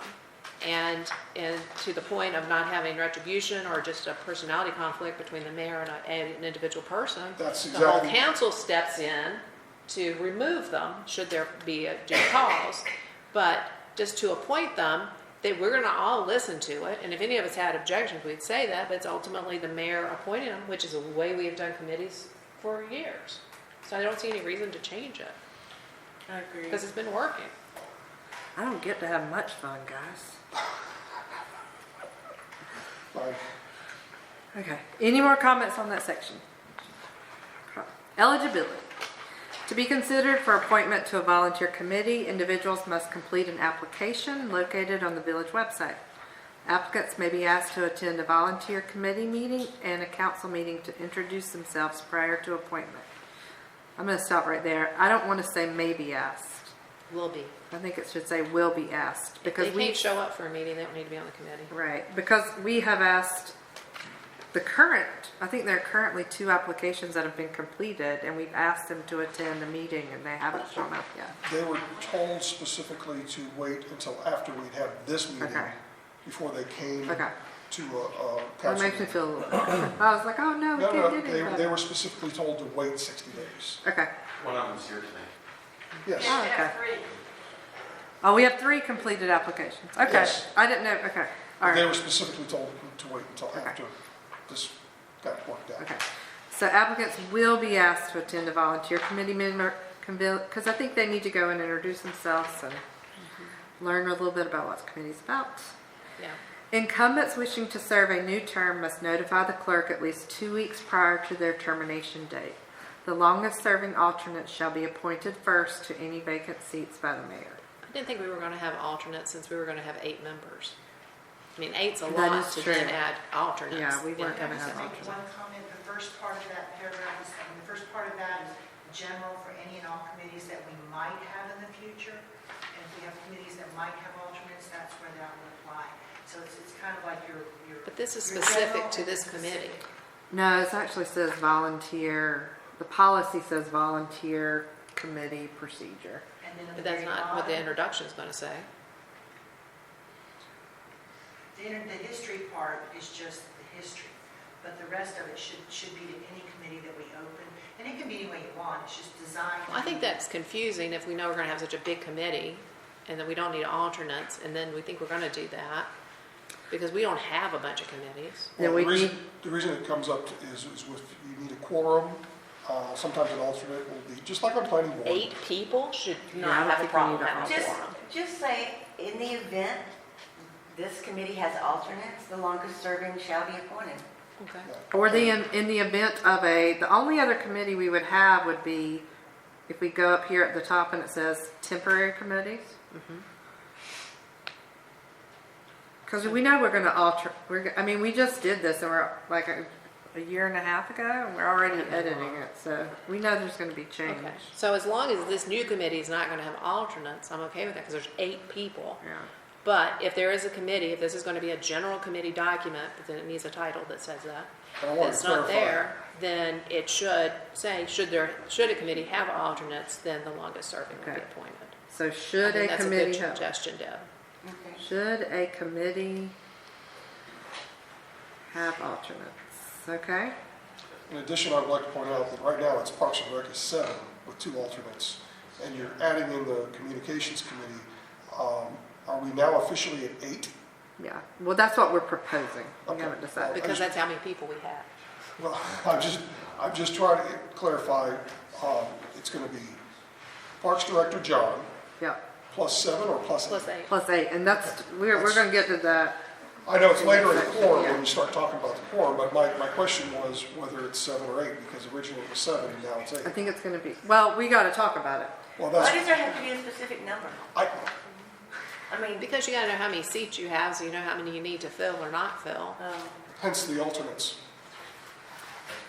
All right, let's go section at a time, folks. Section at a time. Okay. This is the next biggie. All committee members must be Wesley Chapel residents. Exceptions, if any, will be noted under the general committee rules as outlined below. We currently have 1 non-resident on the Parks and Rec Committee. So I have been given several suggestions. Council has to decide if you want residents and non-residents. The non-resident could be allowed to stay until the term ending date.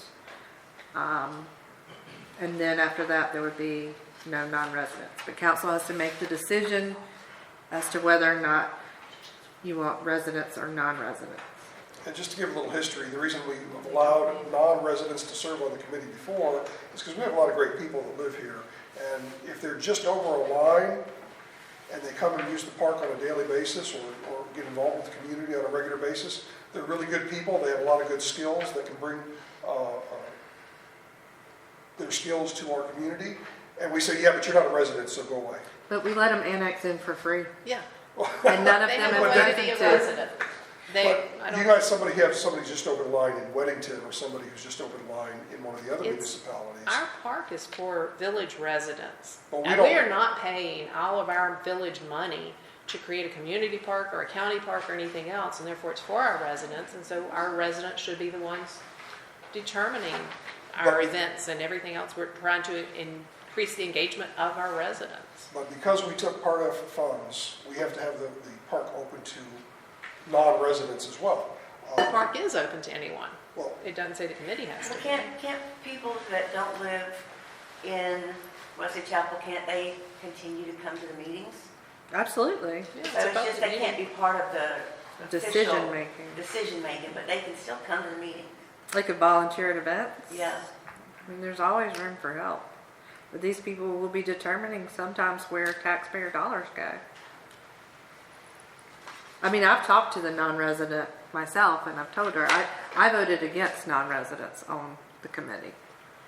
So, I also have a nitpick on this document because it's changed since I read it, but it says that all committee members will be residents. Exceptions, if any, will be noted under general committee rules as outlined below. There's nothing labeled general committee rules. well, if council decides that, I think So I'm like, what would that be? that would be if the current non-resident was allowed to finish her term. Well, wouldn't it just be simpler to say all committees must be residents at the inception of a committee that includes non-residents at the end of their term? Or something, and just instead of creating a whole section on general committee rules that we don't have? How can I approve this if you're planning on adding a section to The it? general committee rules, Emily and I were kind of proofreading it today, and we just pulled that section out and combined that, so it would be easier reading as conversation, so it's just oversight on my part to read that definition. I think we just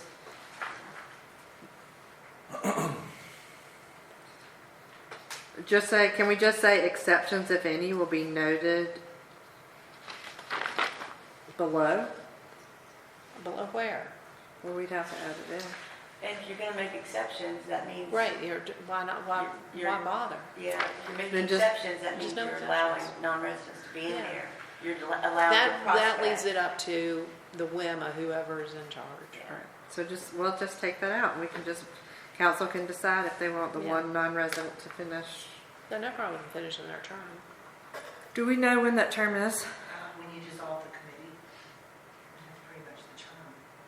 But, I mean, to be fair, when is her term I ending can date? look it up, I can go look it up. Yeah. Because I was envisioning that people would just keep, because we're combining the people, they would keep whatever terms they have so that we wouldn't end up like trying to start from scratch and then a year from now having all new people. Yeah. Because we don't want to do that. Yeah. Well, the terms are staggered, so that wouldn't happen. But if you start them all over because you're starting a new committee, it would happen. No, she's got them in there as starts, I have ending at nothing to- different, I have nothing of that to look at. it's in the packet. I don't recall seeing that. It is under, let me see what page. It is on page, top of page 11. So seats 1, 2, and 7 would end 6/30/27. Her notes. 3, 4, and 8, 6/30/26. Seats 5 and 6, 6/30/25. Again, we can keep, they should be staggered out enough anyway as is. That was just keep the ball rolling and keep things simple. You could put the longest, people with the longest terms out.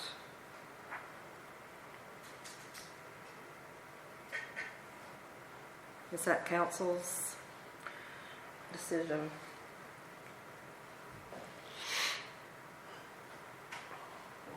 I think that's what Joel was talking, they were there and now they're not, they're term and end dates. So we can come back to that while Kathy is looking for it. We'll just keep going. Elected officials are not eligible to serve as members of volunteer committees. Comments by elected officials may be made during public comments only. If not appointed, applicants whose applications have not expired will be notified when future vacancies occur. Once appointments are made, applicants will be notified by the clerk's office of their status. Applications from those not appointed will be kept for 1 year in the clerk's office. That's statute to keep them for a year. All committee members are required to keep a volunteer waiver on file in the clerk's office. So why do we need the statement, if not appointed applicants whose applications have not expired will be notified when future vacancies occur? If we're going to keep their applications on file for a year, why are you going to keep them on file if you're not going to call them when it happens? Maybe so the people know that we keep them for a year. No, I'm saying if you're going to, I'm saying the if not appointed sentence we don't need. Because you're saying once they're made, we'll notify them and we'll keep your application for a year. So you'll be considered when. Okay. I'm just I'm saying good that with just seemed taking it out. redundant, that's all I'm saying. Everybody good taking that I one don't out? know if it's redundant, I'm not looking at a copy, but typically when we keep them on file for a year, it's been the best practice to go back through, call those people, tell them there's an open seat, and ask them if they want to be considered for it, given we still have their application on file. Yeah. But if we don't, then they really don't know when seats come up and when they don't. Well, I hope we still, I want us to keep doing that. Lori's saying that by stating applications are kept on file, That implies that's that stating. you're gonna do something with it. We're keeping them on file for a reason. When we have an Otherwise, opening, we're Normally, gonna we go have to to keep it. them on file for a year. Right. So that's the point. Yeah, but we're saying if we keep them on file, if I say, Kathy, we have an opening on Parks and Rec, you're gonna come to me and we're gonna have all the applications and we're gonna ask those people if they wanna be on the committee. Any more comments to that question? Did you find that term ending date? August of 2025, August of 2020. it would actually be June 30, 2025. On the new committee outline that I put in the talking points, we do have 2 people for a year, 2 people for 2 years, and 2 or 3 people for 3 years, so she could fill one year spots. So I just need a consensus from council, or we can put it to the end about whether or not you want residents and non-residents, or non-residents. Do you want to wait to the end? You can do it now and be done with it. Okay. So what does everybody think? Well, do we want to do it section by section and then go ahead and just be Approve finished as we with it do. when we get through with it? Sure. Okay. And then we'll do it right here. Okay. So what do you think? Who wants to start? For Don't be bad. residents only, or residents? Do you want residents only, or do you want non? Residents only. So we got residents only? Lori? Residents only. Mike? I think we have good people that are willing to contribute and have something to contribute. We should work with them. Well, absolutely, we can work with them, but do you want them to be a committee member? I would not have a problem with it. Okay, so we got one non-resident, Deb? How would you like to break it down? I agree with mine.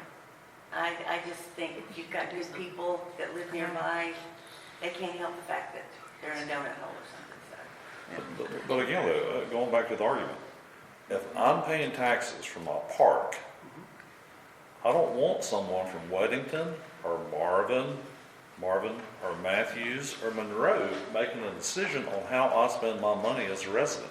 They may have great ideas, no doubt about that, but it's my money. I agree. But they're not spending that money, they're making recommendations to council. We're spending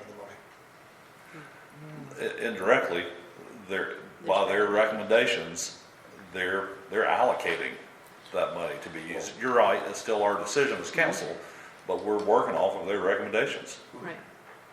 Yep. And we have for years, we have said, we do not like donut holes. We will waive your fees and we will pay for you to come into the village. Join us. And people don't want to. So you love our committee so much, you may pay $50 a year in taxes and be part of us, the village of Wesley Chapel.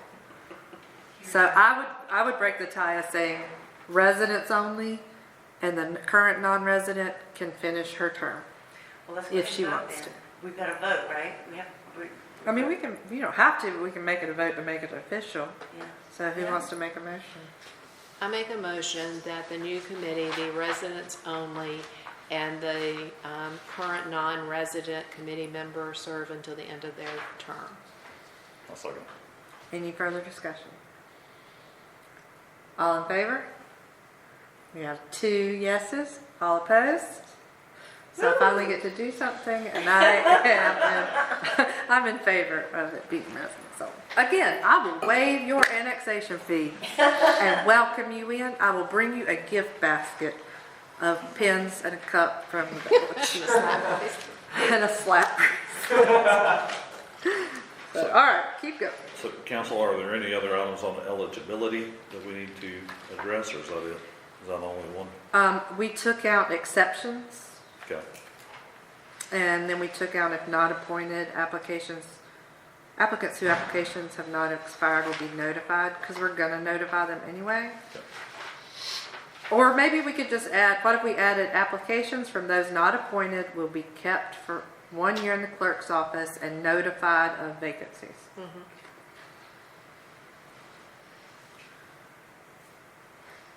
Okay.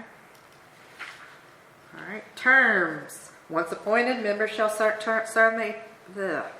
Once appointed, members shall serve a term of 3 years. Term ending date shall expire every year in rotation to ensure experienced members remain on volunteer committees at all times. Partial term appointments will be made when a seat becomes vacant and the seats hold their term ending dates. Okay. All right. Information, meetings. Open meetings laws require all meetings held by appointed bodies to be advertised and open for the public to attend. The items within this policy are designed to assist with the requirements of the open meeting laws and other North Carolina general statutes. In complying with the open meeting laws, volunteer committees must submit an annual meeting calendar to the clerk in December for the following year. These meetings must align with the times noted in this policy. Meeting information is required to be placed on the village website and in some cases published. The clerk will publish all notices, meeting minutes, and other required documentation. Committees may meet without further notice per the published calendar. Committees must submit an annual calendar complete with dates and times for planned village activities. The activity calendar must be approved by the council. Ad hoc events must be approved by the council before they may be advertised. Volunteer committees may need additional meetings or may need to change a meeting date, time, or place. Open meeting laws must be followed to legally hold these meetings. In general, the clerk should be notified at least 8 days prior to any unscheduled meetings to allow for required advertising. Certain meetings require only 48-hour notice. It should be noted that discussions for these meetings are limited to the purpose stated in the published notice. Minutes are to be written for each of the committee meetings. I think certain meetings should be changed to special meetings, because I think that's what we're talking about. Okay. Good catch. Any other comments for that section? Agendas and minutes. Minutes are required to be written for all committee meetings. The village's deputy clerk will be responsible for writing the minutes. If the deputy clerk is not present, the chair will request for minutes to be written by a committee member. Agendas are prepared by the clerk's office in conjunction with the chair and or park director. I'm going to circle that because we got to come back to that. The agenda will be published by the deputy clerk on the village website 8 days prior to the meeting date. Minutes should include the date, time, member attendees, member absences, and summary of discussion and decisions. Motions need to include who made the motion, who seconded, and final vote. The minutes are approved at the next regular meeting by the committee, and a signed copy of those minutes shall be submitted to the clerk's office and posted on the village website. I have circled because when I was drafting it, I made the park director the chair. I mean, we don't have to do this. This is just my brain. I made the park director the chair and said the committee could nominate the vice chair from their 8. So if we go with that, it would need to say agendas are prepared by the clerk's office in conjunction with the park director and or vice chair. But that's depending on how y'all set up the, or even if John's not there, he's still going to be invited. He's still going to be, maybe we should just change it to the park director. Mayor, I thought about this a good bit and how committees operated. I think if you made your park director your chair, you start to kind of confuse the committee. If you have the park director who's responsible for the financial business aspects, you know, that he's the one that comes and does the reports, he's the one that requests for contracts to be approved, makes the recommendations. But he's also leading the meeting.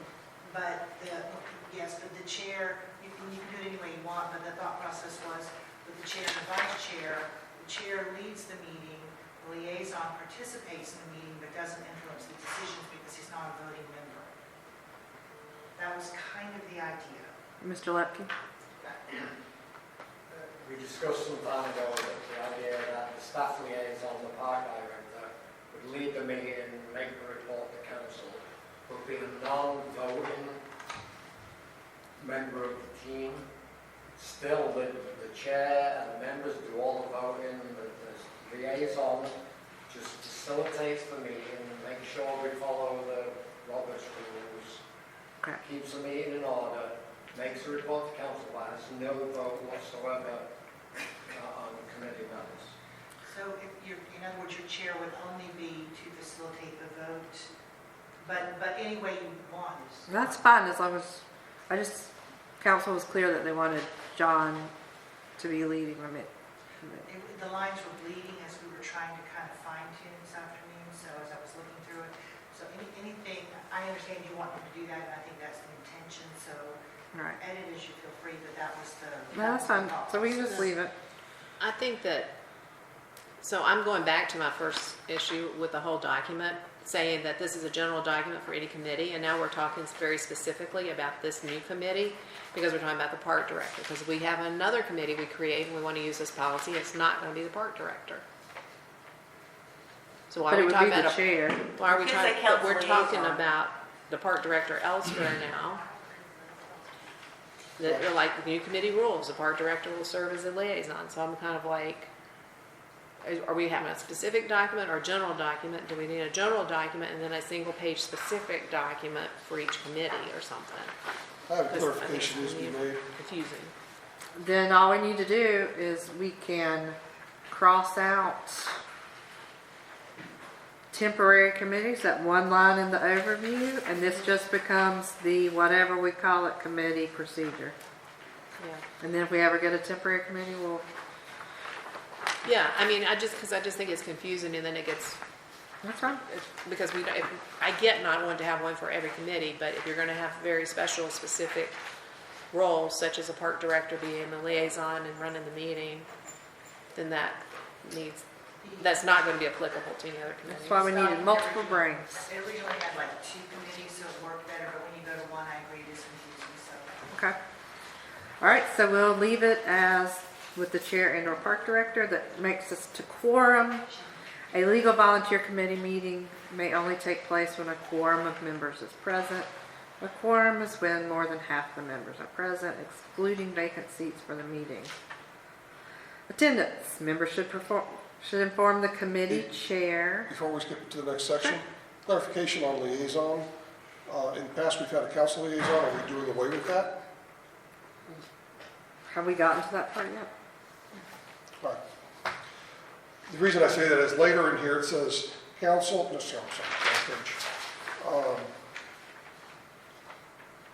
Parks Director will serve as liaison, and then later it says liaison will only speak during public comments.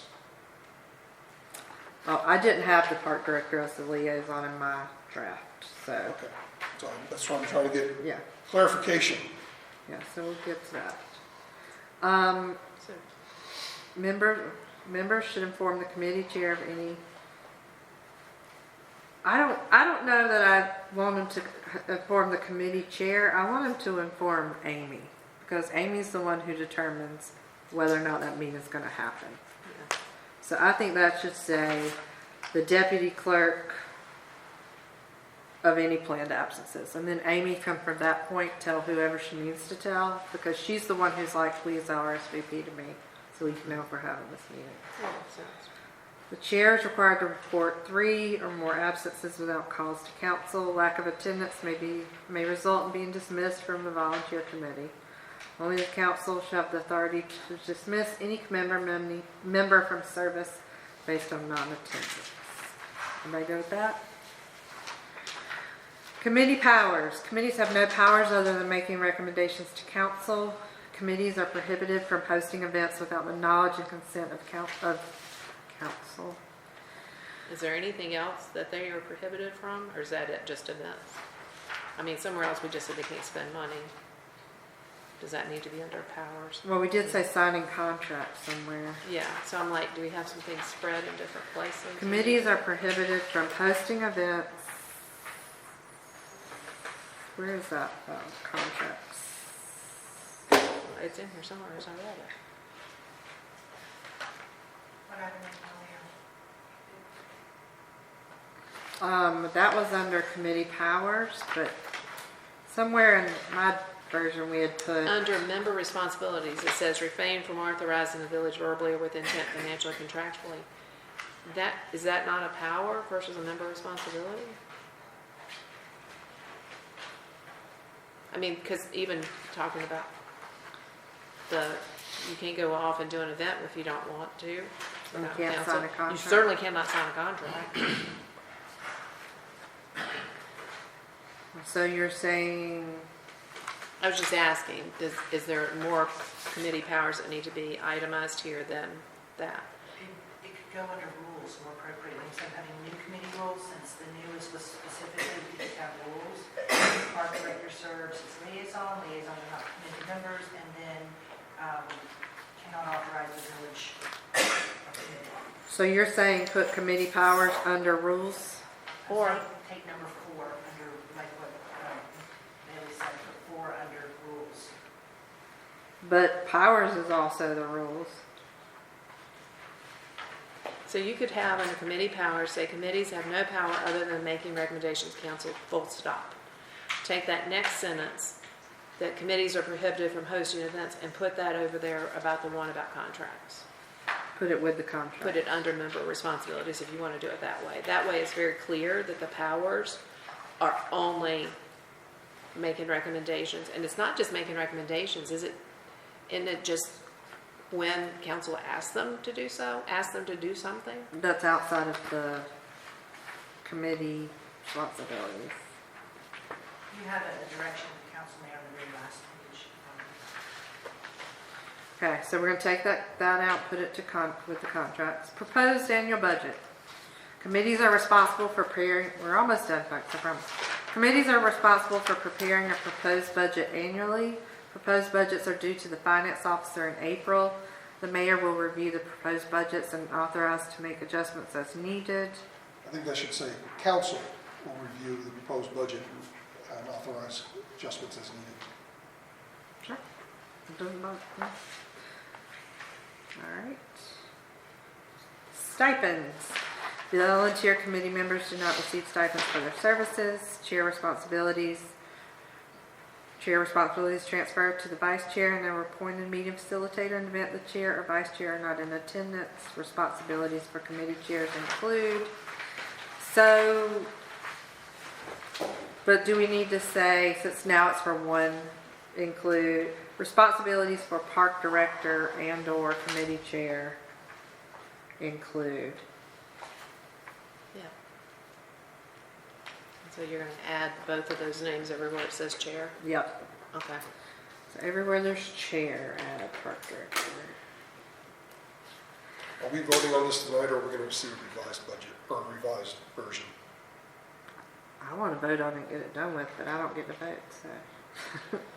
Well, with the number of changes we've made, I'd like to see this revised and maybe vote on it next month. You can certainly make that motion.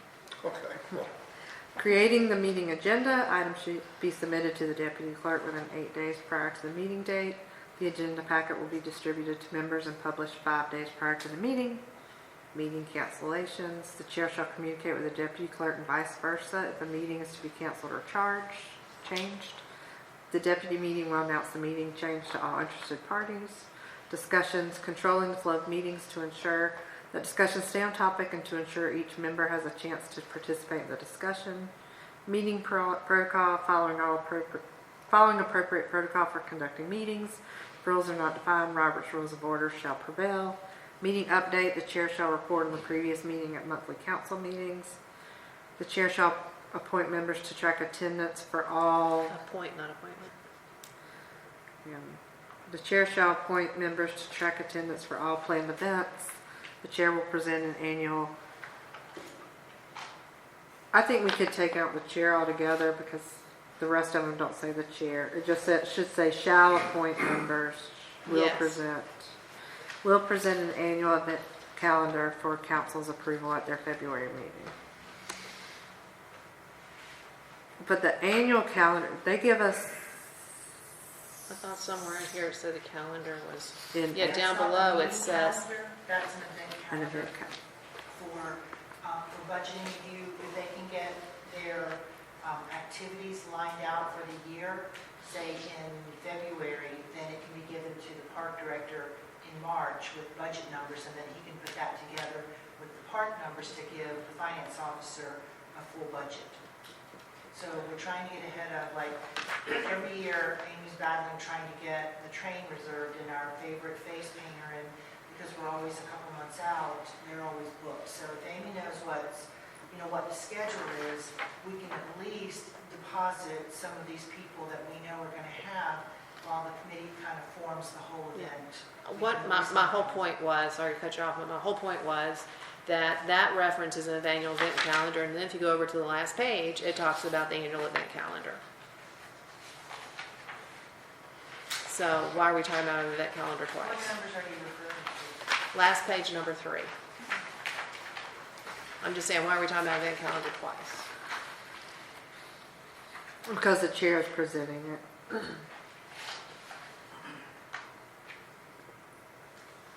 That's under the chair responsibilities. It's the committees and giving them a deadline. John, do you think it is fair that the committee can come up with their calendar of events by February of the year? You can take Park and Rec out of number 3 of that.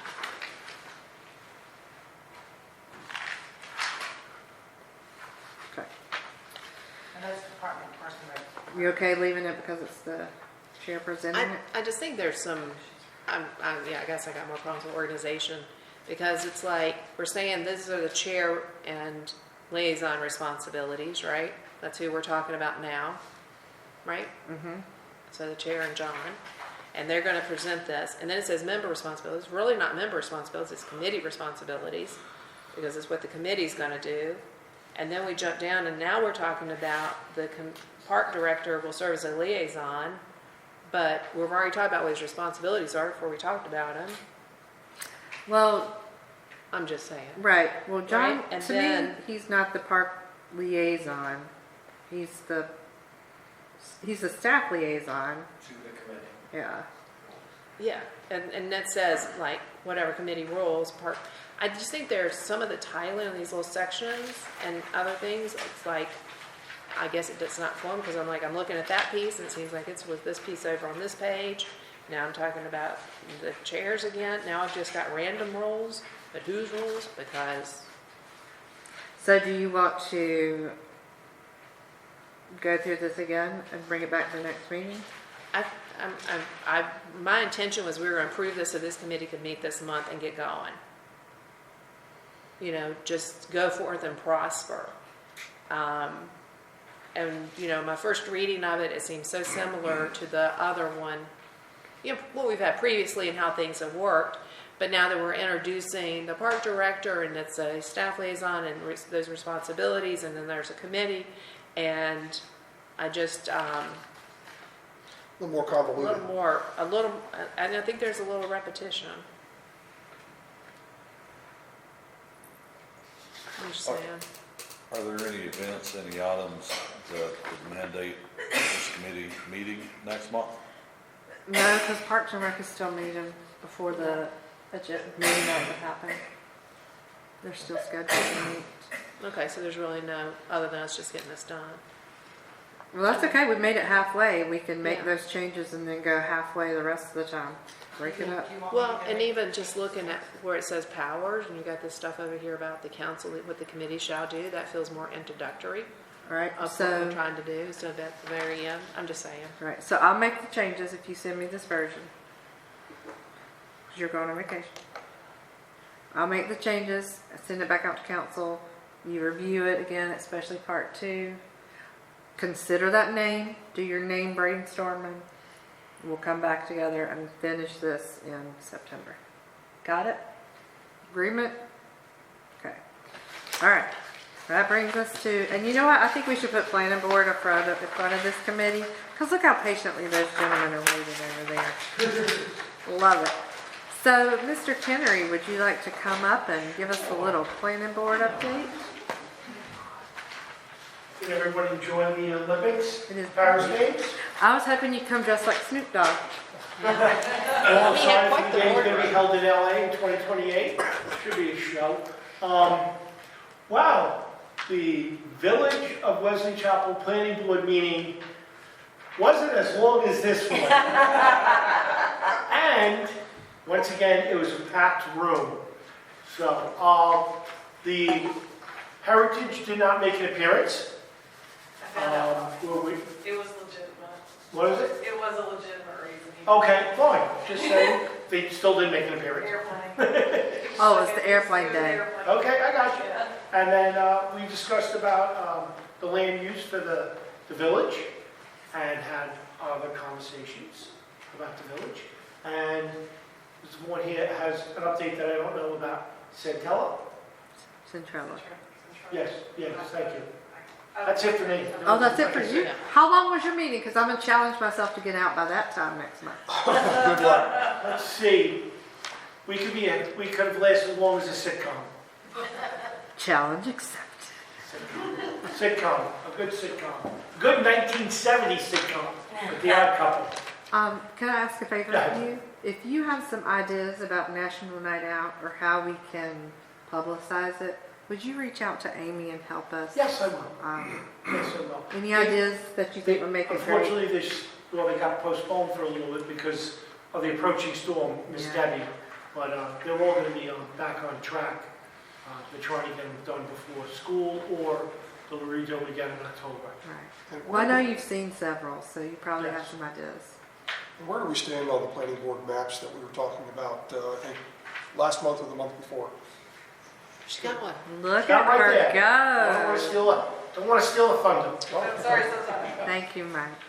There you We can't tell it's upside down or not, it's just as flat go. Sorry. from this distance. You know, it's really no longer very like a fun. butterfly. It's kind of like a, It's getting a little more, So we have this, we'll put it on a podium, and so we'll have it out.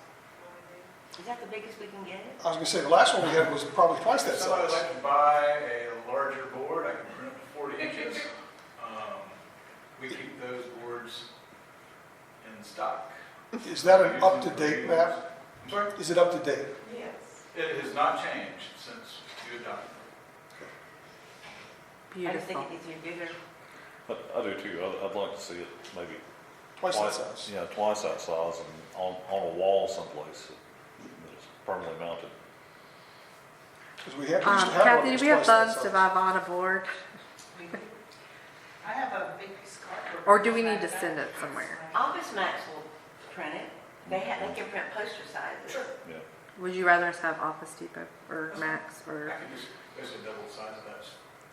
That's 20 by 30. If you can find somebody with a 40-inch printer, which is all you need, then 40 by 60. 40-inch printer. So Amy, you got this. This is going to be your challenge, okay? If I get a copy for myself. It's a embedded for one. Sure, you can have a map too, Amy. Absolutely. You may print 2 copies Decorate your office. and take it out of Mike's salary. She wants a zoning map. She wants a zoning map. Like what you have in your office. All right. Any questions about the map? Any questions about Centrella? well, she ain't given any I know. updates yet. Today, when I was coming in, I went by and they were out there, and I thought, oh no. And so I emailed them and he said, they were getting the logs out. I thought they were bringing more in. They were actually loading up the truck to take the logs away. So they are working on, he said, we are working diligently each week to get more and more logs to disappear. We also took a trailer load of extra large logs to the dump. So they're working on it. They're trying. And your sign's gone. Yeah, and their signs on. Progress. Big progress. Thank you, Emily, and thank you for driving in and keeping an eye on that. I know last week when I came in, looked on the ice, nothing was going on. There was no trees, there was no trucks, there was nothing. And luckily there was a guy riding a bike down the street, so I could drive, I don't know, there's a lot of traffic behind me. And I actually was able to get the video, and I thought, oh no, I'm gonna have to call him and say, what are you doing? Why are you bringing all this in? And he's like, no, you're loading it out, and cracks. So I said, I'm glad to report to the council you are working on it to get it away. Wonderful. Wonderful. All right, any questions for Emily or Vaughn? Anything else going on? Well, as you can see, the bank is open. We got that approved. Is it open? Well, I mean, okay, I'm sorry. They have a certificate. They got all the stuff they need from us. They're working on some internal stuff, and maybe we can get their stuff in and that kind of thing. But as far as us, I want to go on free sample day. sort of, Free sample day, I want to go. that's between you and them. But yeah, so as far as us, they're good.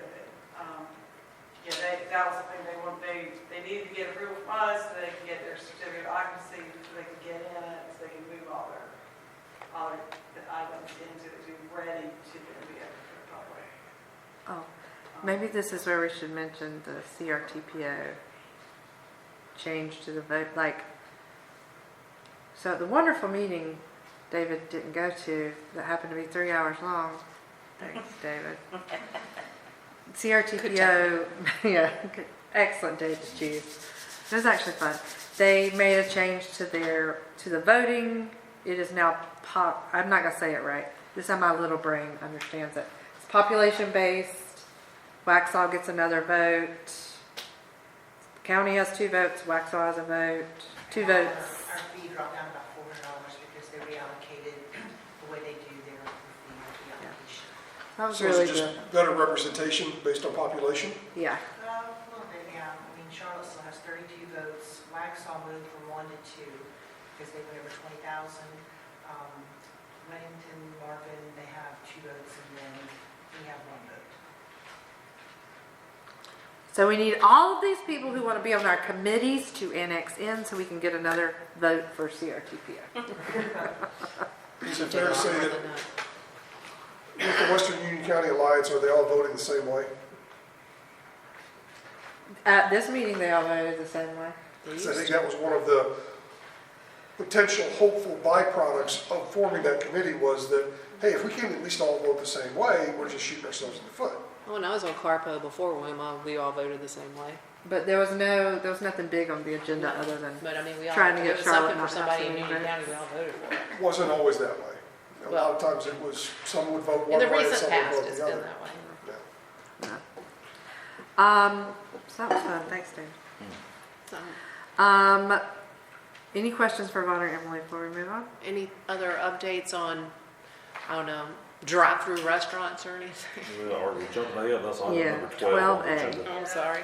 I do have a question. Up on the planning department of the county. Vaughn, did you talk to anybody at the county specifically about the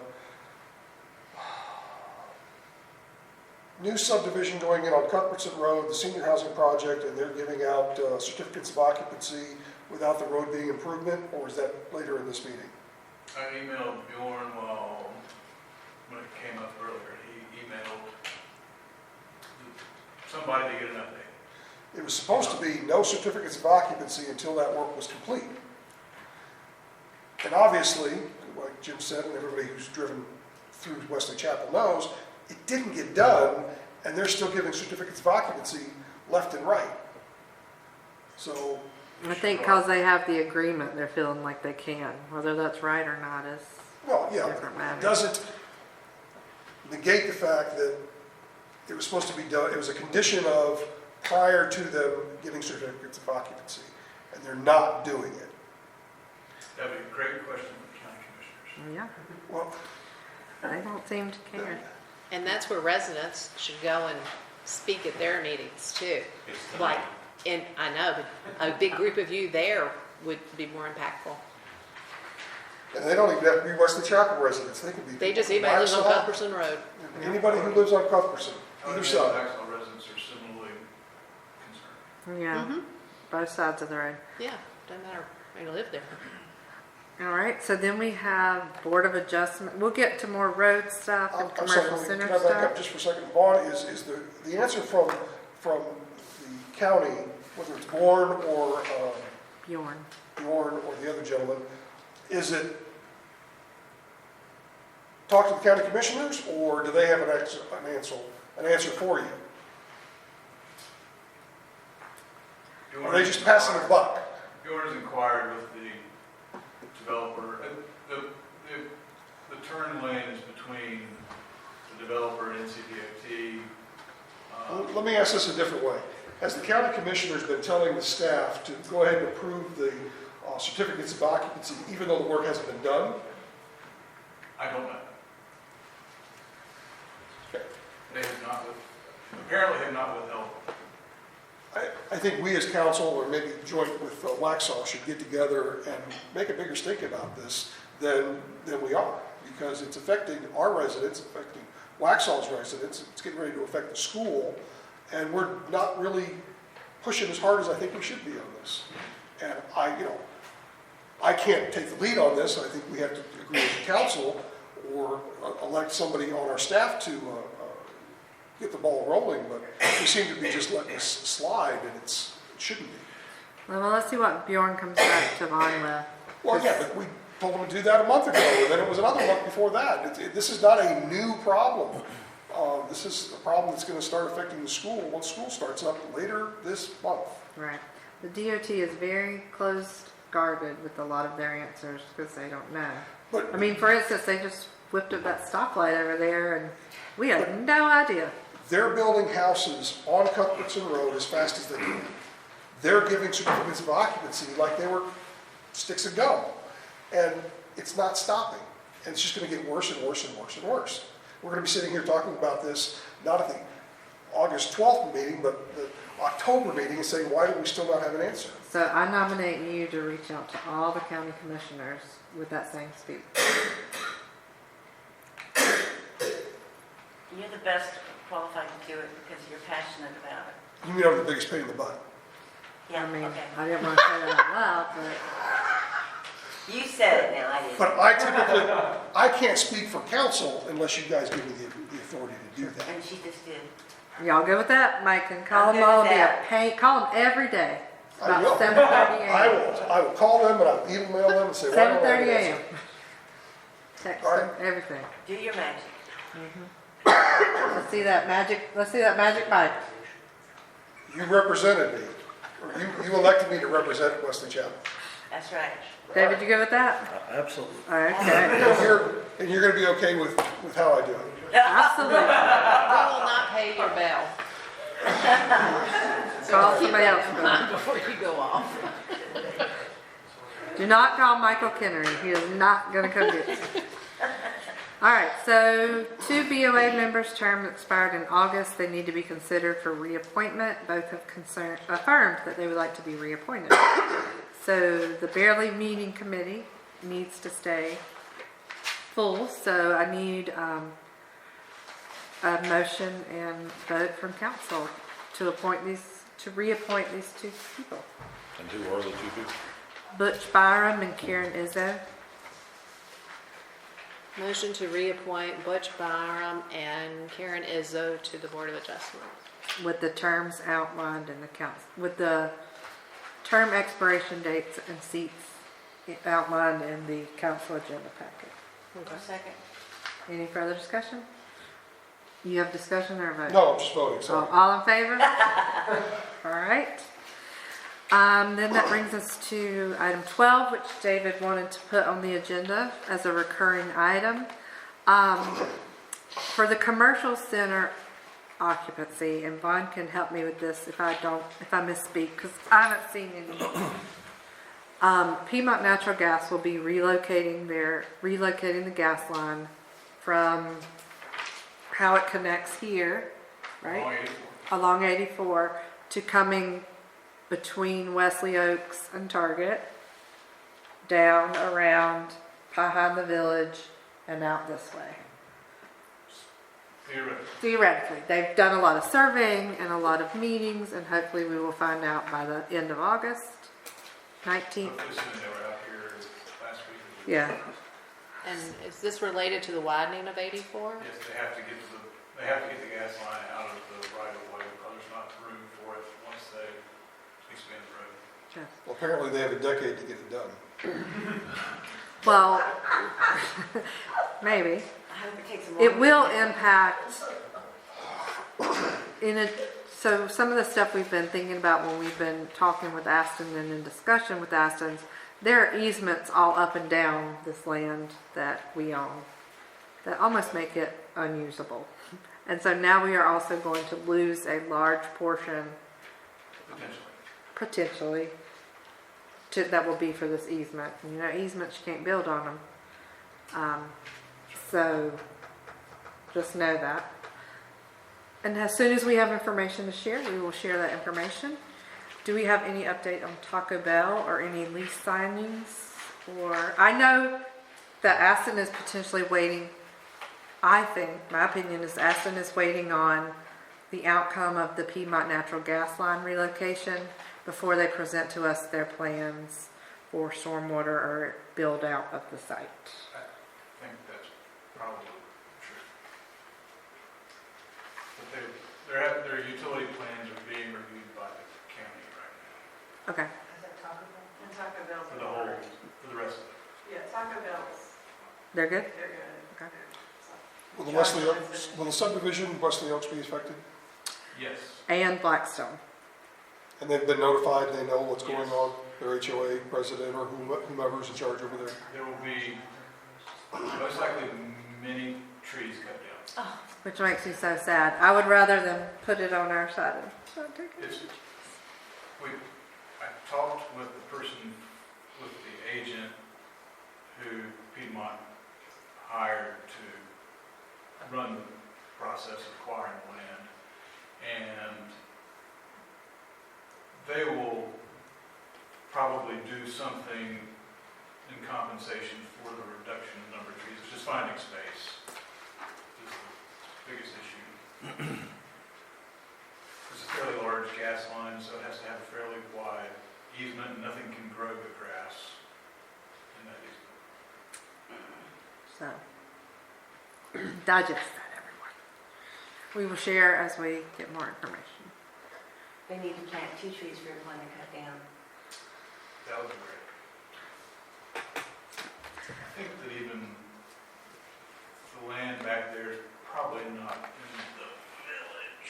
They're gonna be going It's through. probably Blackstone's. If only you had a map. No, the common area for the subdivision target is not in the village, so that's kind of That's not gonna be great for your neighborhood, Mike. He's like, what? They notified the HOA, they notified each of the adjacent parcel owners. Fun stuff. Any more shopping center updates that I forgot to share? Okay. NCDOT project. So roundabouts near, around 84 and Potter. So all of a sudden my phone starts blowing up. There's now a stoplight in lieu of the roundabout at Potter and Potter, Potter and Wesley Chapel. It is not in lieu of a roundabout. The roundabout, to my knowledge, is still planned for summer 2025 In that spot. in that spot. Okay. But when DOT told us they were pushing it back last time, we said, can you please do anything in the interim? They're like, well, we might could do a light. And then that's all we heard until the light shows up. It's still not working. Right. Been there for 2 weeks. And you talked to the We talked contractor. to the installers, yeah, and their directive was it would be on before the end of the week, and that was Wednesday, I think, Of last week, right? yeah. Yeah. Well, it's not on. They have to run it, I think they have to run it in flash mode as well for a period of time before they put it into operation, just to get people accustomed to it. Do they understand school starts in 2 weeks? I don't care. Just a note. They don't care. They obviously don't care. I'll be curious to see if that creates a bigger problem. Oh, it will. That's my prediction. Well, Yeah, absolutely. And depending on the time of the day, whether it's evening rush hour, they should, I don't know, do they have the ability to change the timing on the lights depending on the time of the day? It can, I'm not as familiar with those temporary signals though, but they should have some programming capability so that they're not sitting there for like 2 minutes at midnight. So waiting to turn left. it looks like there's some kind of camera now on a pole near Wesley Chapel Elementary School directed at the light that I wondered if it was a camera to see, to They watch might- the traffic. They might be watching it. Yeah. They can count cars on the camera. Yeah. Just, we're gonna start getting phone calls, if, when the light turns on, the traffic gets worse because of what's happening. Well- There needs to be a way, there needs to be a valve to release that pressure. Well, just wait. They also told David that they were gonna start at the Shamwood light this week. Nothing started. So that will probably also happen after school starts, which would be fun. And then that eventually, due to all the approval of development around Wesley Chapel, the proposed and CRTPO or proposed funded project at the intersection that was going to be a double roundabout was nixed, and now they have decided upon this concept, which includes the roundabout we paid for that now is a stoplight, a new roundabout, That's ridiculous. that light going to a roundabout at Shamwood, and this being a no left turn onto 84. Well, what is the one in the middle for? That is I don't know. I have a guess, but it's not nice. They're gonna put a roundabout In a in two-lane the road. field. In a two-lane road. If somebody developed that property, they might need easy ingress and Okay, that's what I'm egress. saying. So that field is the sunflower field. Yes, sir. And No. the other field, sunflower field across the street, Right. that's the grass field, because that's Mr. Winchester's property, correct? Mhm. The other part of the field. This is Mr. Winchester. Winchester, Mr. Moser, we have traffic light roundabout, we're gonna go to roundabout, Roundabout. This one? no, the first roundabout, then we're gonna go to four-way box intersection, and then we're gonna go down to, where is the next roundabout? At Shamwood. Shamwood. Shamwood, Potter. going down Potter. Which is ridiculous. So you're just gonna go straight across And and turn then around. turn around and then go back to go, so you're always making right turns. Oh my God. And the thing is back months ago, when you were getting all those harassing calls and everything else, I said the whole solution has got to go from Potter and Potter to Shamwood. Right. Because you're just paying Peter, pay Paul, rob Peter, pay Paul, or whatever that is, right, to do it. And then they come up with this, and I was just like, because I thought, well, why wouldn't you just put one roundabout there at Potter and Potter? And the only thing I can think of is it's not enough the way the houses and all are there. Oh, there's plenty of Just space. not enough space, the way they had it laid out, to do a big enough roundabout for all that extra volume. And my I hypothesis don't was know. if you developed that field, you might need egress and ingress, so you might want a roundabout there. So the developer paid off DOT. I did not say No, that. we didn't say I that. did. But I am. But if they've got that roundabout at Potter and Potter already designed, it was designed just for that traffic. It was not designed for all the left-bound traffic having to go through there. So it would be undersized, in my opinion. But we haven't even got to the fun part. We are able to maintain the funding that we had in place for this project. However, the cost of the scope of the project did not change, but the cost of the project has changed for this new design. So The scope changed. the scope changed, but the purpose didn't. Right, the scope changed, but the purpose is not. So they want, how much more money is it gonna cost us? So then, So the first roundabout has to be bigger at Potter and Wesley Chapel. It's gonna be what was already designed. Yeah, because they've already redesigned it like 3 Okay. times. So it is done. that was already started above $1.7 million. The next roundabout is over $1.5 million. And then the third one is in the same ballpark, or maybe a little bit bigger because it doesn't have. Oh, I have a number. You're too cheap. I have a number. 2? It is now a $9 million project. There you go. And they want us to pay how much? They would like us to split the 30% match with the county, which would be $850,000 for us.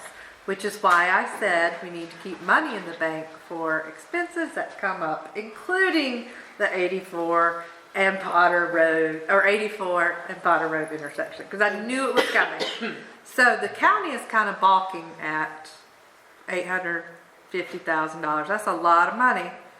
And they are asking, DOT is looking into additional funding solutions. I don't see it happening. I don't see the county paying it, but Now, they're just asking for that money for what? All of this? the whole project is $9 million. Well, but we don't want that. We You don't get to decide. We don't want that. Thank you. We don't want that. DOT decides. Could you remind me when we first started this project, how much we committed to? Oh, well, that's just that part of the Yeah, project. and how much was that? We paid 275,000 and 50% of overruns, which we don't know yet what that is. But let's be honest, that was back on when it was under $1 million. They're all now, every traffic circle is over $1 million, easy. But this intersection has been rated F for longer than I've been around. I know that. So we're talking well over a decade. We waited well over a decade. And now they come and they want to put 3, a traffic light, a 4-way box intersection, and they want us to pay for it. And the last one was done, the last one was done without us paying a dime because of how many traffic accidents there were at the corner of Waxhaw Indian Trail Road and whatever that crossroad is there by Beulah the Church. church. All we have to do is get somebody to create a lot of traffic reports, a lot of accident reports for the intersection, and then let the DOT pay for it. No, joking aside, that intersection was the cause of 2 people's fatalities. Yeah, I know. That's why it was done. We're not looking for that. No. But to wait 10+ years for something to alleviate traffic. But we can all fuss and complain. We cannot pay it. We pay it or it doesn't happen. But this They'll get it is done. this is impacting the They will get village. that done without our money. This is impacting the village of Wesley Chapel, and I contend that it's 10 times worse than what we were originally planning in that intersection because of the county rezoning to high density down on Potter and out on 84 without any regard to how people got in and out of anywhere. I agree that And the we are county, suffering, but yet we're going to have to pay half of the it. county caused this, The county caused this problem. rescoping. If we don't like it, we don't want it, we don't pay for it. That's why I didn't Why vote is for that it the hard? first time. Why is that so hard? We just don't, we say, But we we don't have to like have this, a we're not gonna pay solution. for it, sorry. We have to have Well, a we don't have to solution. worry about that yet. I'm just No, sharing. Hopefully they'll find some more money. The reality was, if you don't pay it, your application, the bribe that you pay the DOT, your application goes to the bottom of the pile. Good, we don't want that. Well, we have paid the bribe, and we're still not any closer to getting it done. I know. Well, So it'd be different we if they just said, have if to you do admit, this, we're gonna do it, and we're gonna have it done by this date. There's no schedule for this. I have been following this STIP for years, right? U6828, and that has never been mentioned in that whatsoever as a scope or even a prospect of what they wanted to do. This is No. very recent. This is very He recent. invented it yesterday? Like in a week. it was on the list, and then miraculously, it was off the list. No, it had a star. Or a star, So which let's- essentially so was let's- off the list. And so all of that happened without our knowledge or involvement. And then the next thing we know, it's like, oh, a roundabout's not gonna work anymore. And then this. This So- is recent. So to put it in perspective, when they started putting the poles and moving the lines, that situation was not on that traffic proposal for U6828. It wasn't there, it wasn't published, I look at it, it wasn't there. They put in the traffic light, the temporary power, and in that period of 7 days, they were able to draw this up. I think they had preliminary ideas that I saw in April or May. But they never published it. But this was given to us on Friday. It was given to us last week. Okay. Yeah. So we don't know how much money. I just wanted to share that we could potentially be looking at $850,000. I suspect this is not an uncommon situation in cities to have intersections so close together that they start impacting each other, especially as many as North Carolina. That there's probably a few of these around the state. So they can move all their items into it, to be ready to then be able to probably. Oh, maybe this is where we should mention the CRTPO change to the vote. So the wonderful meeting David didn't go to that happened to be 3 hours long. Thanks, David. CRTPO, yeah, excellent day to choose.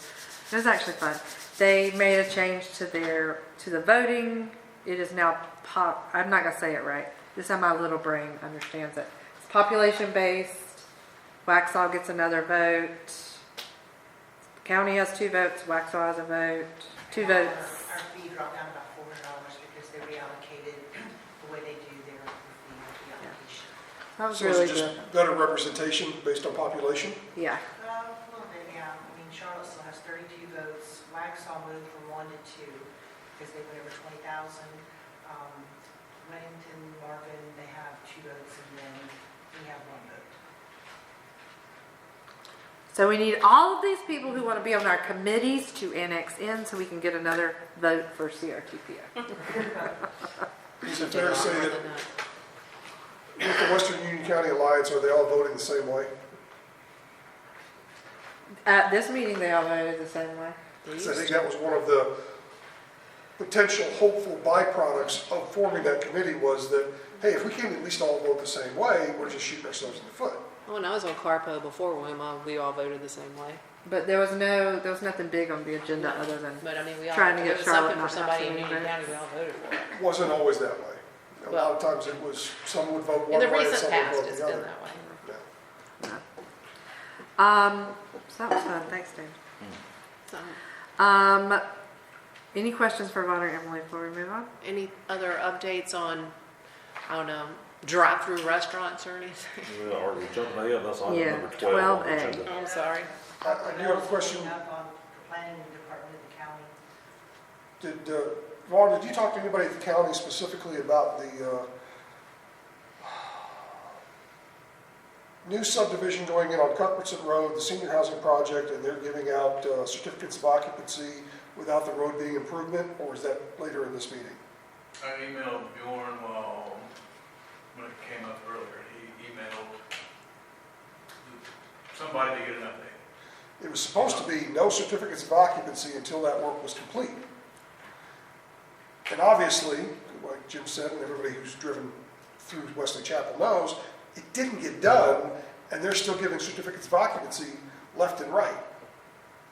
So, I think because they have the agreement, they're feeling like they can. Whether that's right or not is well, yeah, different matter. it doesn't negate the fact that it was supposed to be done, it was a condition of prior to them getting certificates of occupancy, and they're not doing it. That'd be a great question for the county commissioners. Yeah, Well, they don't seem to care. And that's where residents should go and speak at their meetings too.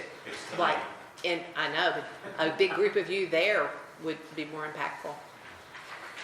and they don't even have to be Wesley Chapel residents, they could be. They just, people anybody lives on Waxhaw, Cuthbertson Road. Anybody who lives on Cuthbertson, I either would side. say Maxwell residents are similarly concerned. Yeah, both sides of the road. Yeah, doesn't matter where you live there. All right, so then we have Board of Adjustment. We'll get to more road stuff and I'm sorry, commercial can center I back up stuff. just for a second? Vaughn, is the answer from the county, whether it's Bourne or Bjorn. Bjorn or the other gentleman, is it talk to the county commissioners, or do they have an answer for you? Are they just passing the buck? Bjorn has inquired with the developer. The turn lane is between the developer and NCDOT. Let me ask this a different way. Has the county commissioners been telling the staff to go ahead and approve the certificates of occupancy, even though the work hasn't been done? I don't know.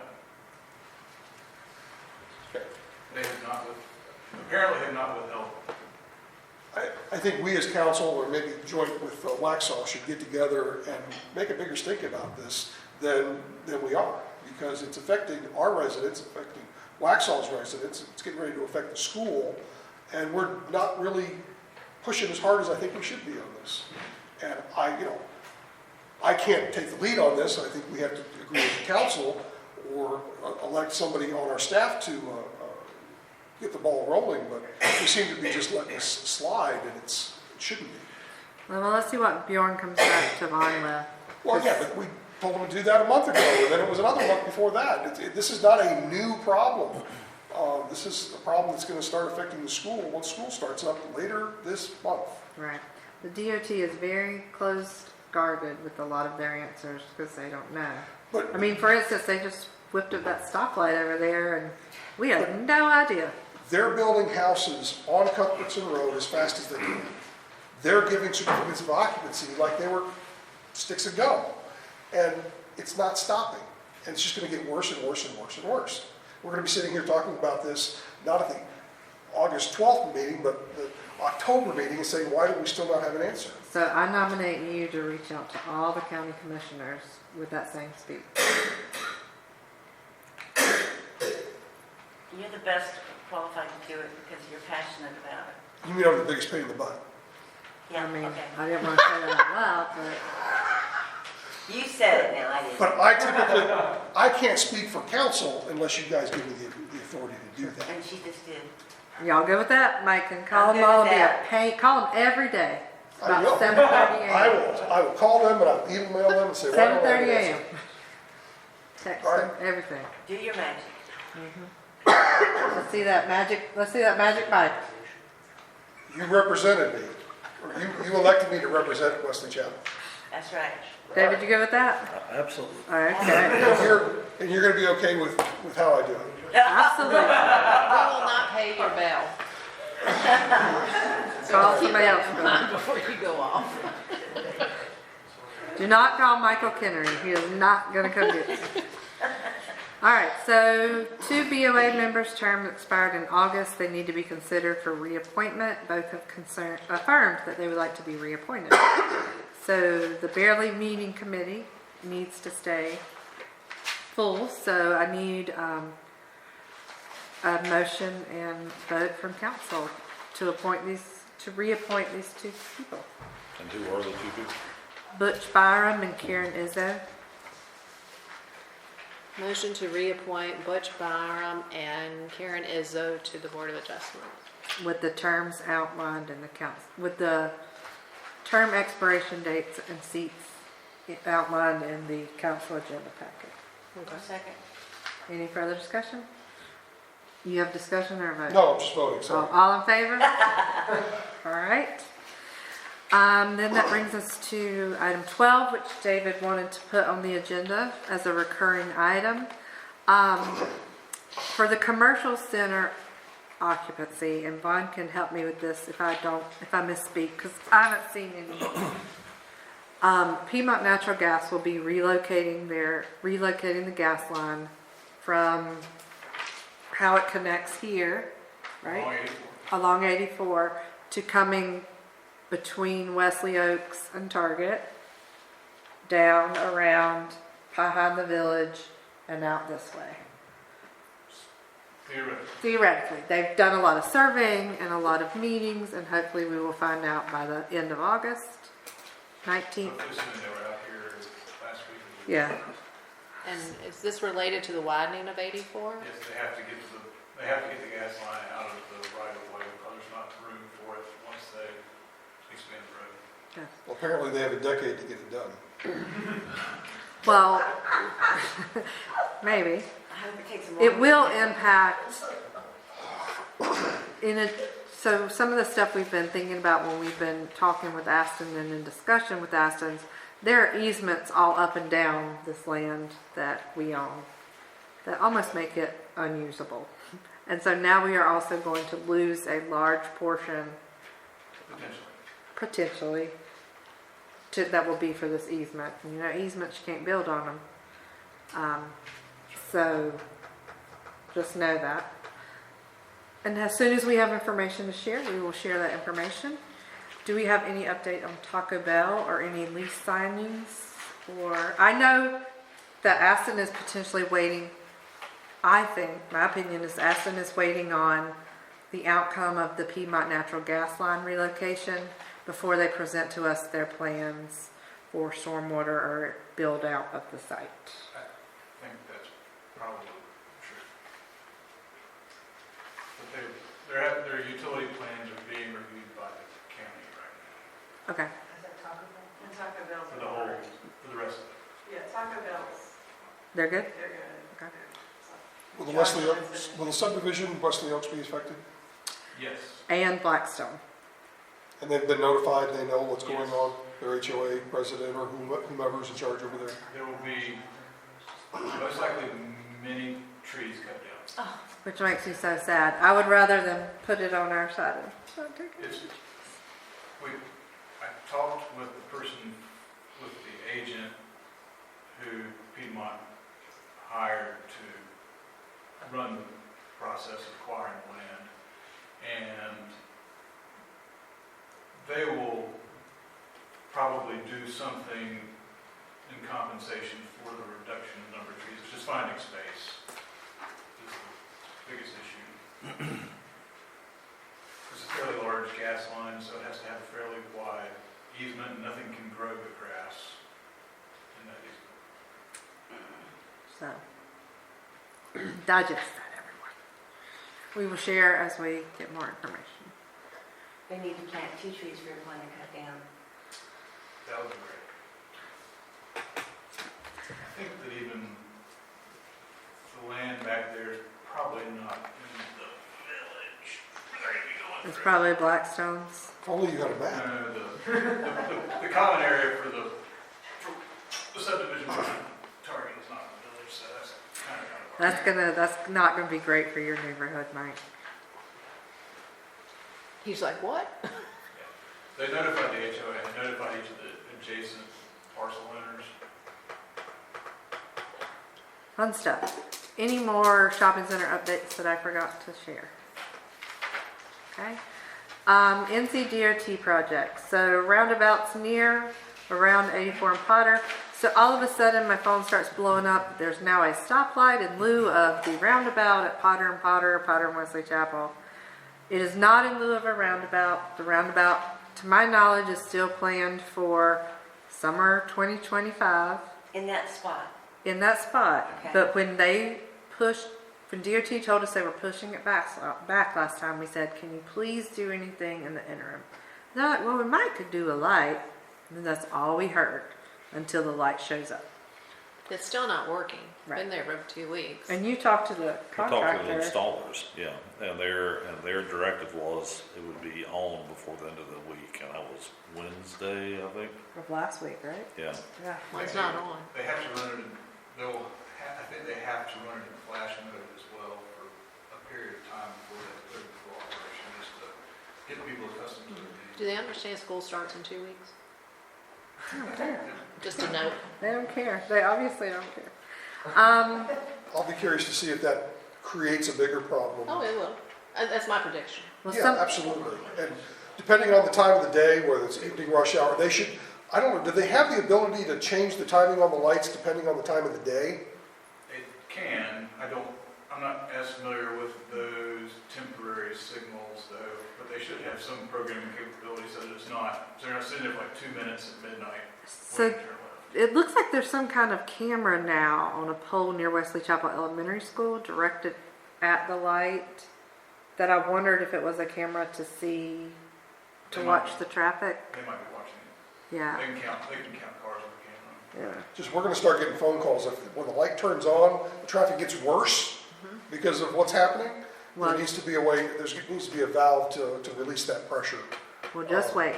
They also told David that they were going to start at the Shamwood light this week. Nothing started. So that will probably also happen after school starts, which will be fun. And then that eventually,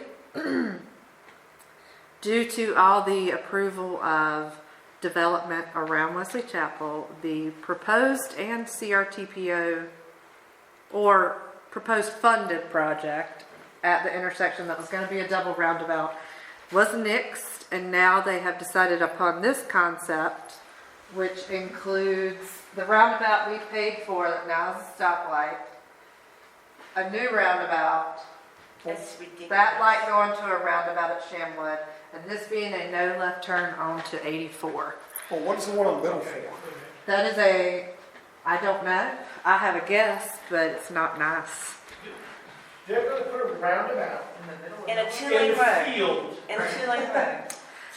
If somebody developed that property, they might need easy ingress and Okay, that's what I'm egress. saying.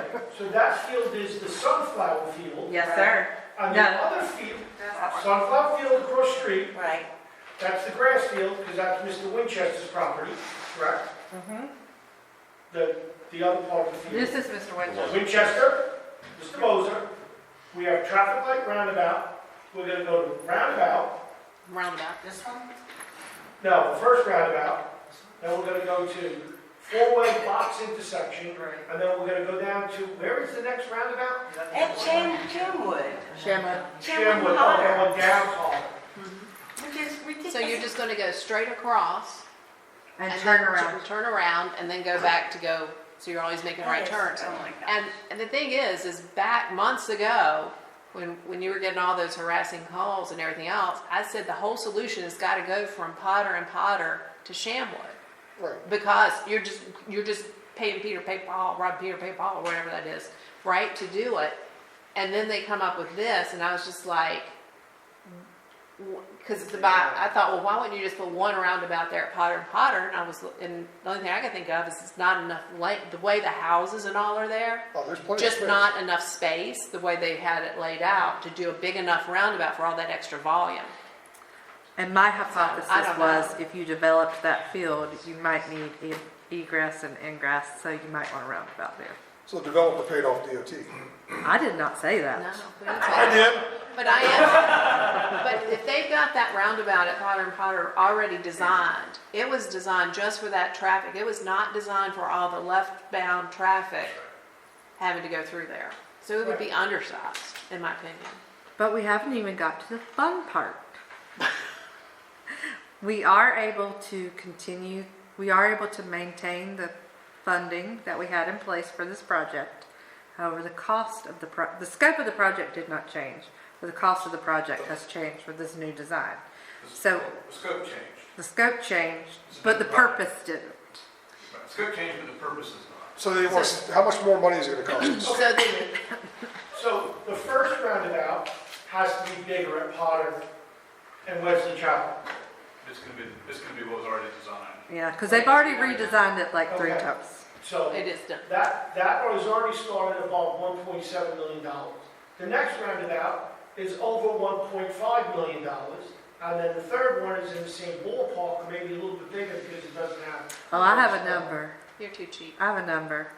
2? It is now a $9 million project. There you go. And they want us to pay how much? They would like us to split the 30% match with the county, which would be $850,000 for us.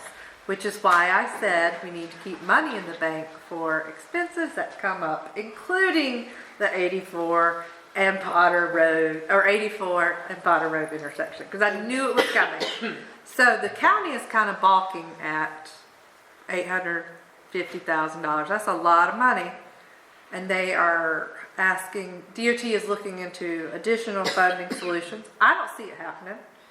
I don't see the county paying it, but Now, they're asking for that money for what? All of this? the whole project is $9 million. Well, but we don't want that. We You don't get to decide. We don't want it. Thank you. We don't want that. DOT decides. Could you remind me when we first started this project, how much we committed to? Oh, well, that's just that part of the Yeah, project. and how much was that? We paid $275,000 and 50% of overruns, which we don't know yet what that is. But let's be honest, that was back on when it was under $1 million. They're all now, every traffic circle is over $1 million, easy. But this intersection has been rated F for longer than I've been around. I know that. So we're talking well over a decade. We waited well over a decade. And now they come and they want to put 3, a traffic light, a 4-way box intersection, and they want us to pay for it. And the last one was done, without us paying a dime because of how many traffic accidents there were at the corner of Waxhaw Indian Trail Road and whatever that crossroad is there. by Beulah the Church. All we have to do is get somebody to create a lot of traffic reports, a lot of accident reports for the intersection, and then let the DOT pay for it. No, joking aside, that intersection was the cause of 2 people's fatalities. Yeah, I know. That's why it was done. We're not looking for that. No. But to wait 10+ years for something But- to alleviate traffic. But we can all fuss and complain. We cannot pay it. We pay it or it doesn't happen. But this They'll get it is done. this is impacting the They will get village. that done without our money. This is impacting the village of Wesley Chapel, and I contend that it's 10 times worse than what we were originally planning in that intersection because of the county rezoning to high density down on Potter and out on 84 without any regard to how people got in and out of anywhere. I agree that And the we are county, suffering, but yet we're gonna have to pay half of it. the county caused this, The county caused this problem. caused this rescoping. If we don't like it, we don't want it, we don't pay for it. That's why I didn't Why vote is for it that the hard? first time. Why is that so hard? We just don't, we say, But we we don't have to like have this, a we're not gonna pay solution. for it, sorry. We have to. But we don't have to worry about that yet. I'm just No, sharing. Hopefully they'll find some more money. The reality was, if you don't pay it, your application, the bribe that you pay the DOT, your application goes to the bottom of the pile. Good, we don't want that. Well, we have paid the bribe, and we're still not any closer to getting it done.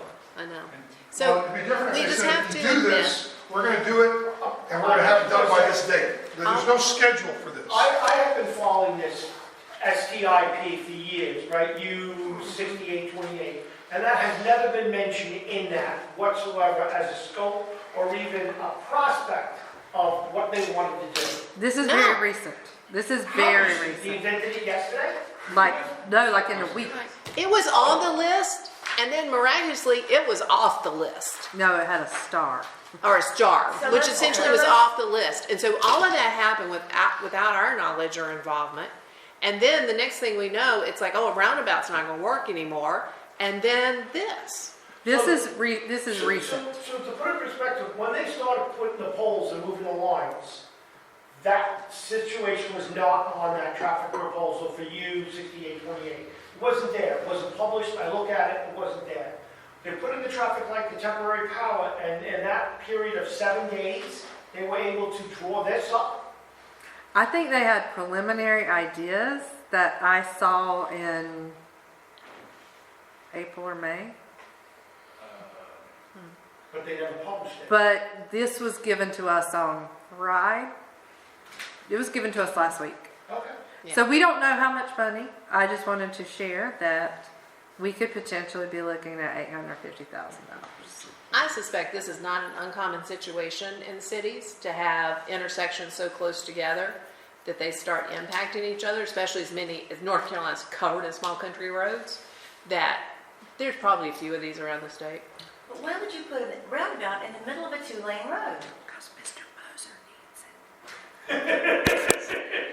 So that is to enable left turns from From the south. no turn left. Coming from the south, going north, turning left, you would have to go into that roundabout instead of driving to the Potter and Wesley Chapel Road.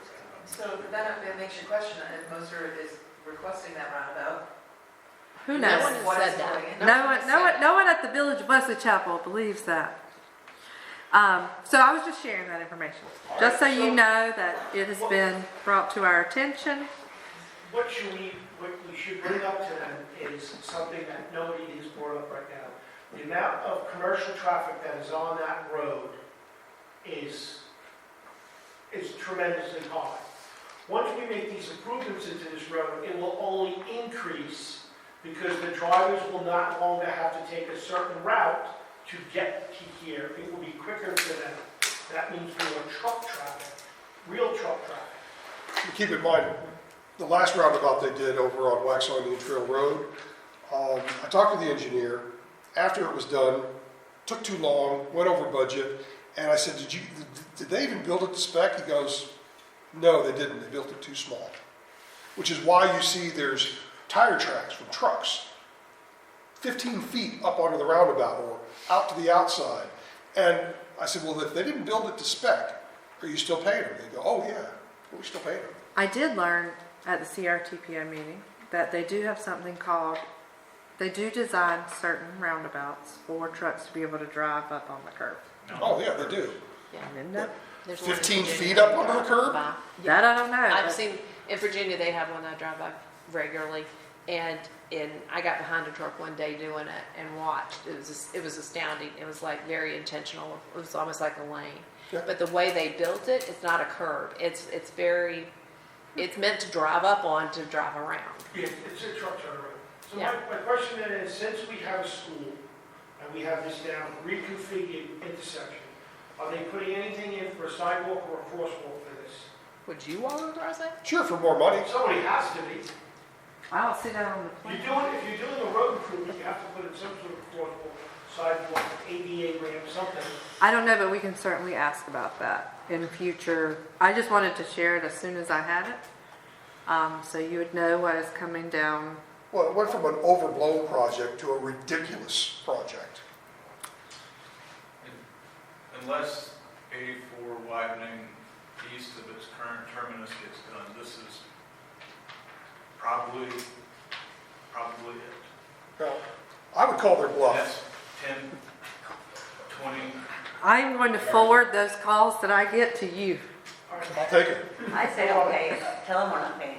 Going back up onto that slide again, the road going to the neighborhood of Price Mill, what have they done to that neighborhood? Nothing, because you can't get out. Not even a right in, right out. No, there's nothing on the That's a plan. recipe for, Up there? Yeah. To get out of Price Mill, you wait for somebody to stop, you drive to the middle, and you look real hard. Right, at that's the the store. turning lane. And but then, even with the extension of the turning lane for that area, right? You know, that is still, they have to do something to push that traffic safer. If the four-way stop was a roundabout, a double lane roundabout or just a huge roundabout diameter-wise, it would solve a lot of the problems, but the engineers don't want to do it.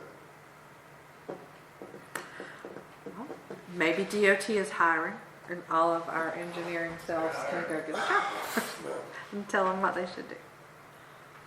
I don't know. We all know that DOT has its They're problems. daring us to call their bluff, and I would call it. I honestly believe that DOT is so underfunded in the state, not just in Division 10.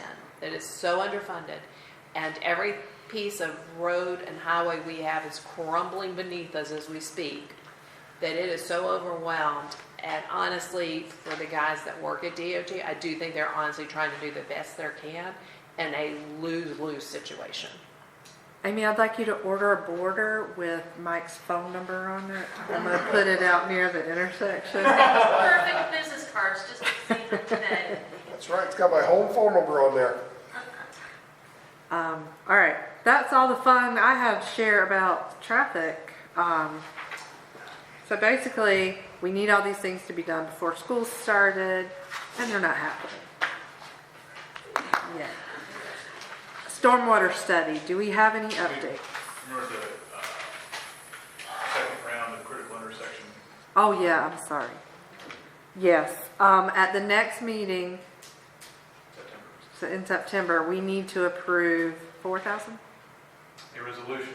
A resolution. You may, if you'd like. We would like. Approve a resolution and approve matching funds of $4,000 to do the second round, to begin to apply for a grant for the second round of the critical intersection analysis. We're just starting for the ones that we did last time, which was Billy Howie and Waxahachie Trail Road. This would address Lester Davis and Newtown, which we're talking about proximate intersections that will be needed with the roundabout coming to Newtown and Cuthbertson. So we already did the 4,000 for Billy Highway and Waxahachie Trail. This is for Lester Davis, and because we flip-flopped them, we wanted Billy Highway done Right. And first. the county will pay another $4,000 for, our match will be $8,000 for this, for our participation, the county will pay half of that. So we would like to put that on the consent agenda for September. Everybody good with that? You know it's coming in September. Yeah. Okay. It is $4,000 to study potential engineering solutions for that intersection. It is not funding for them. It is just this is what might work. And there will be a meeting, a first meeting soon with the consultants that are doing the current round. Union County got them under contract about a month ago. So when those suggestions are released, will they immediately go into like a funding potential stream, or? We will have the opportunity to apply for, put them on the STIP, to get other funding for them with NCDOT, like we did with Cuthbertson. But if it wasn't very much, we could potentially, like if it was a light or a. Yeah, it could be something as simple as that, and there might be something easier to do that doesn't require right away. It's exciting, guys. That's exciting. That's not. But so that will be on your consent agenda. stormwater study? Bonnie's going to a meeting, I guess the first meeting of their steering committee tomorrow, to begin the stormwater study. General updates. Village Hall painting, you have several, you have 3 quotes in your packet. So we just need to know who you want to go with. 4 different painters. There was one guy who gave, But we recommend 5-star who came in the best. so What kind of background information did you get on any of these companies? The 5-star painters was referred to us by Sherman Williams. I mean, do you check with like Better Business Bureau or anything like that on these companies? I didn't know. CertaPro is a chain. Well, so they had, I don't know if it's a chain or not, but they had the most comprehensive proposal. They had photos, they had the names of the paint colors they were going to use, and they even went into their cleanup process and their prep process. I mean, I just thought they were pretty comprehensive and all about, you know. I met with each of the contractors. I have a good feel for them. The gentleman that came in from 5-star, there was just a feel about him. He knows his business. They gave me the feeling they would be in here, do the job, get out. They were recommended by Sherman Williams. A couple of the other CertaPro, they sent a gentleman out here to do the quote, but he wasn't actually one of the painters. He was just someone I had quoting, so I didn't see anybody that would be working there. BG Painters and Ray's Construction, they were okay, but their prices came in super high. So 5-star Painters is who I would recommend. Other than the Sherman Williams, do we have any other references on 5-star? I did not.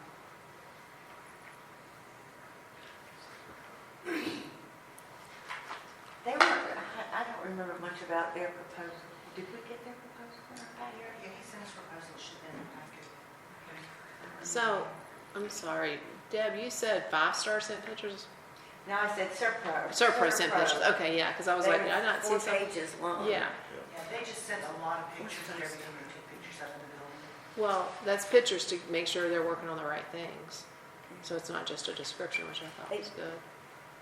They just didn't have a lot in it. So do you want Kathy to call and get additional information of people who have used them? Do you want to make a motion about moving forward? Somebody speak. I'm not really comfortable with making a decision right this second, because, I mean, that's the least expensive one, but it was also one of the shortest. But it's not that much cheaper than CertaPro, Yeah. who is a chain, and I get, yes, they have a estimator that comes out and estimates projects and everything else, not a work crew, because they have so many crews and other stuff. But if the other companies, either company, honestly, but this one, CertaPro, seems to have a little more information in the package, and a lot more detail about what, and very clearly says these other optional things could be done or whatever. But at the end of the day, we should have references and assurances these are good companies to deal with, as Mike was alluding to. All right, so how many references do you want? 3? And from the 2, From the top 2, CertaPro and 5? I mean, it'd be different if the paint was peeling off the walls in here, but I think this is not something that is hypercritical. If we've got more information, references, things like that, I feel more comfortable. But From the top 2. 5, what was the other guy? 5? 5-star Painters. 5-star painters and CertaPro. Okay? personally, I don't think the town hall interior needs a whole lot of painting. I mean, No, that, building's not that old, and yes, we do have some, It's 10 years old. yeah, I know. And that crack's been there in the ceiling for the last 9 years. exactly. And the electrical and the AV stuff hasn't worked since it was built. Yeah. So let's fix some of these problems. And there's nothing in the 5-star that talks about the number of coats of paint or anything else. It does seem woefully short on detail. Okay? Because generally the practice is 2 coats of paint. especially outdoors. Would you like me to invite those painters to come talk to you, or just get references? Just references. All right, so dam remediation. We have talked about that. We know that we are waiting, hopefully end of September. And we're gonna have a fish fry and a turtle fry. Audio video equipment for chamber. There are some crazy numbers from council. I need the answer to a question. And then I'm going to ask council's permission from Mr. Lepkin myself to figure out some of the AV stuff that I'm not smart enough to understand. Will you help me with that? I'll try. Okay. To figure out. May I make a comment? The three people that came and talked to us, one of them gave us 2 quotes. And what I need to know from council is, let me see what my words. Is do you want a TV? No. No. I said no, but Kathy does not want to not accept no. Yeah. No TV. No, this, I accept whatever council wants. But this, in looking at a possible TV versus monitors, there's some decisions, because if you have monitors, it's going to look about the size of Amanda's computer there. You're going to take up your desk space. I know that Councilmember Bailey likes her space on her desk. So one of the options was, in looking around the room, I mean, you can't put a TV here because then the people in the back of the room can't see there. You can't put it in the back because you can't see it. But a TV maybe a little smaller than this, maybe put here for council so that council could see it together without monitors. So your choice is, do you want monitors, or would you rather have some sort of, high-mounted TV like this that you could see all at one time? And the choice is yours. It doesn't matter to me. So one of the quotes was, we had XL Media, and all of them were presented the same. We want to be able to record the meeting. We want to be able to live stream the meeting. They're proposing putting a very neat unit over by, what's over there, in the corner, so that they can work on and maintain it, but it would be in a real neat covered container, so it wouldn't look messy. So they're looking at putting a microphone on each of your desks, and a freestanding mic here for people who come up and talk, and then this chair would share 2 microphones. Honestly, all of the stuff in the quotes was just beyond what I can actually do, but I do have a call to Mike, who is with Palmetto. I met with, I think, 4 or 5 people on media, and the first 2 people that came, they really didn't know anything. And I kind of told them what we wanted and let them stew for a little bit. XL Media came in, he was okay, he knew his way around a little bit, asked some questions, but Palmetto came in and he was energetic, knowledgeable, but is he too much for what we need? Don't know. So, I will give him props. He was the guy that came in and quickly identified the reason our internet and phone lines weren't working is because the battery had been taken out. So, and he was a very sharp individual, so I called him and asked him to look at the quotes and to explain to me why he's so much higher than the other guy. So I know XL Media is doing Weddington. Did they make a good choice? Did they make a bad one? I don't know. Do they need what we need? I don't know. They're working on that old house over there that they have their offices in that's very quaint.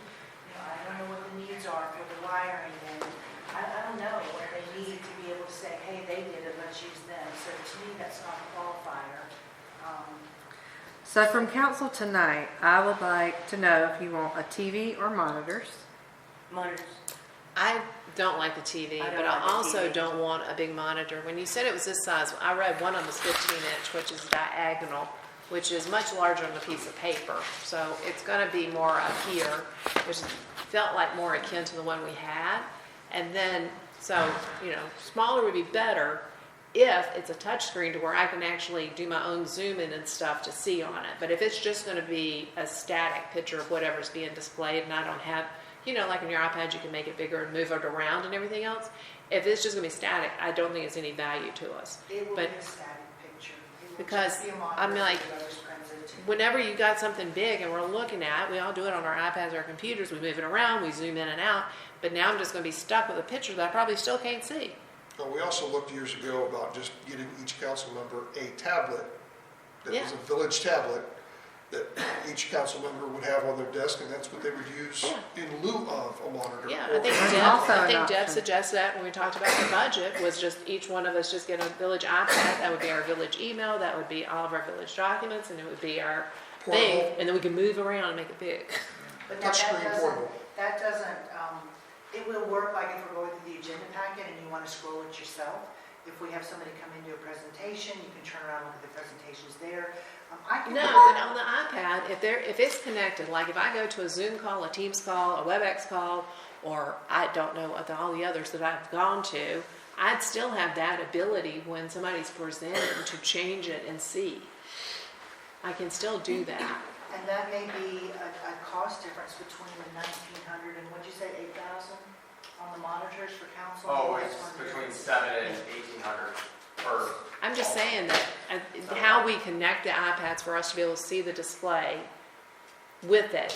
And it's just a technical question for them, but I'm just like, that's what I feel like I need, is that just showing me something that is still going to be hard to read is not helpful. Okay. You know, some of the things are nice, big pictures, but if you were going to put that map up, I would be zooming all over the place. So that means I'm we gonna use have, this for the map. Actually, There you go. is it 40 has inches? Dual usage. So But how would sorry, council like me to move forward? Because I can get detail on these, or I can ask these guys just to come in, or maybe even meet with you, or you can have a phone call with them. So let's let me and Mr. From council, I want a direction. Do you want an iPad? Do you want a screen? Do you want a TV tonight? I'll make a Or motion. we can look into the cost difference of the smaller screens and the iPads. Okay, iPad. Well, XL Media has Apple iPad Pro, But just one. but That's they didn't just- have that's for anything driving. about, was it, what generation is it? Is it 6? Is it Is that 11 inch? I mean, they monitors? didn't have any. Yeah. Some of it No, has that's to for do- driving the whole system. Yeah, that has to do with the clerk side over there, so I can increase. Yeah, but I'm my saying volumes. that would It be. doesn't specify the model. Right. So, but that's, okay, but from y'all, all I want from you tonight is to tell me if you want an iPad, a TV, or a monitor, or I can look at the cost of monitors and iPads, and Mr. Lepke and I will get with Kathy and Amy and whoever and try to figure out the details of these giant documents. I say iPad. Yes, I'm for iPad, but I support you and John doing the work. Yeah, So quit making it hard, just tell me if you want an iPad. iPad or a screen. iPad. David? I want the ability to Google while we're in Mike? the process. I'm fine with iPad, but in general, given the dollar amount with the painting, and we haven't even talked about the roof and The roof does not need to be replaced. Yeah, it's an automatic. I'm just looking at, in general, all the money. Oh, we approved this with the budget, This so was we budgeted. going forward. We have put this in the budget. Well, can I ask council a question? Do you want like a more formal presentation system in this room? Or do you just want an iPad that you can? Just want an control iPad. independently? We are not And you fancy. want, do you want your meeting? That you can show recorded the and stuff live up streamed? there and figure out what the software is that we need so we can look out on our iPads and move around in Zoom. We'll be happy because the audience can see that. We can see this and do what we need to do. I know what you're asking, and John and I'll figure that out. Even And if it's get just to the, something like. and get, once John and I, we'll meet at some time and hone it down and, get back to Yeah, the companies who bid and say this is what we want. right. And I think, Question for you, on audio, you want the mics to come through the existing speakers in the room? If they work. if they work, Well, yeah, there's a bus down there, so I think you can run new mics. But into if that they bus, work. and then- but I do think the mics, that ability to record the meetings, that we can then play back and all of that, I think that's important to have. So whatever that sound, They video did talk quality is about needed to do that. getting rid of that unit. I know one of them talked about Is, getting rid of, is a little different than, you know, kind of what we need. getting rid of the thing under Kathy's desk Okay, that does but the, they're gonna put something new here, but they also, do you want your meetings recorded? Do you want them live? we do. Yes. So let me and John figure this out, get more details and If bring we it had back a to you. tablet we could take with us, and then we'd come down and sit at the council chambers, if there was a network cable that we could plug in and see what's going on behind us. And Well, there might even be software where it I would, think it should be software. Where it be wireless. It does not need to be wired. wired, wireless, but the technology's there. We Yeah. I just think have we to- know, We know what we want, we just don't know what to do. so let us let me and staff do some research and we'll come back to you, Yeah. okay? Do we know when Dill pickles? Weddington's is going in? Now, all right, What? now. Do we know when Weddington's system is going in? I think it's being. We can go admire it. It's running, it's been running, this is their second meeting. that they've So we done could it. go look at it. Yeah, we Or could you go look at you could go look at It's a lot less stuff than is needed or required, as including the budget that they have for it as well. And you said they use Excel Media? Yes, they did, and I have their quote from Alright. them. Here's Joel. Yeah, will you pass it to Mr. Lepke? Thank you. Thank you, Joel. Uh-huh.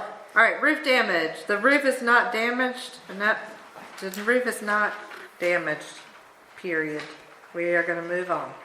Awesome. All right, closed session. So before closed session, let's go ahead and do council and mayor comments before we get into the closed session. Who wants to go first? Me? Go for it. In general, we've got our budget, but we also have realistic expectations. We always have things that pop up at the last minute that we have to spend money on, whether it's roads or the dam or this or that or the other. Because of all these, I don't want to say hidden costs, unexpected expenses, it's hard for me to devote to spend money on electronics or painting or, I'm glad we don't have to replace the roof because that would have been expensive.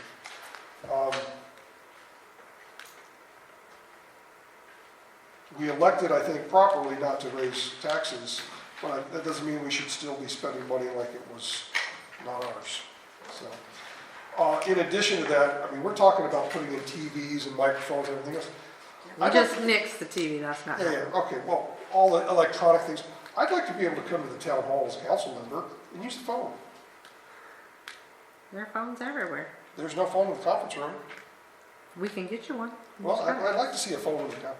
Sure. And I'd like to be able to come to the town hall, and if I need to print something out for a meeting or whatever, I'd like to have access to a copier. There's And one in the workroom. there's no copier in the workroom. Then you just ask Amy or Well, I don't- yeah, Kathy sometimes- to print it for you. Okay. I don't want to have to go into someone's office and use the phone. I don't want to have to go to someone's office to use a printer. For the last decade or plus, there's always been a copier in the workroom. I have never. been here And for, I've used it all the time. I've been here 5 years and I've never come here. to let's see, if I add up planning board and council, I've been here almost 10 years and Yeah. I've never printed here. You're And if I kidding. needed something, I say, Kathy, will you please print this for me? And then Well- she leaves it in my box and I come pick it up and I don't have to worry about it. I want to be able to print stuff out without having to go through staff. Then buy a printer for home. Well, the first few years I was on council, I think I spent more money on printer, ink, and paper. That's why you get that stipend you don't want. So now you I can would like buy to your see- printer and your paper. I would like to see a printer in the workroom, and I would like to see a phone in the conference room. But a phone, I mean, you've got a cell phone, why do you need a landline? He doesn't I have don't own a cell phone. That's a personal decision. The phone in the mayor's office is welcome for anybody to use. It's not always open. Sometimes it's locked. The phone, that room is never locked. If it was locked, it was the cleaner. That happened one time. All right. Fine. I mean, I just think it's weird that I come in here sometimes and I can't use the phone and I can't make a copy. It might be time to get a cell phone, Mike. No, it's not. I guarantee it. I've called you on your iPad, so I know that works for calls.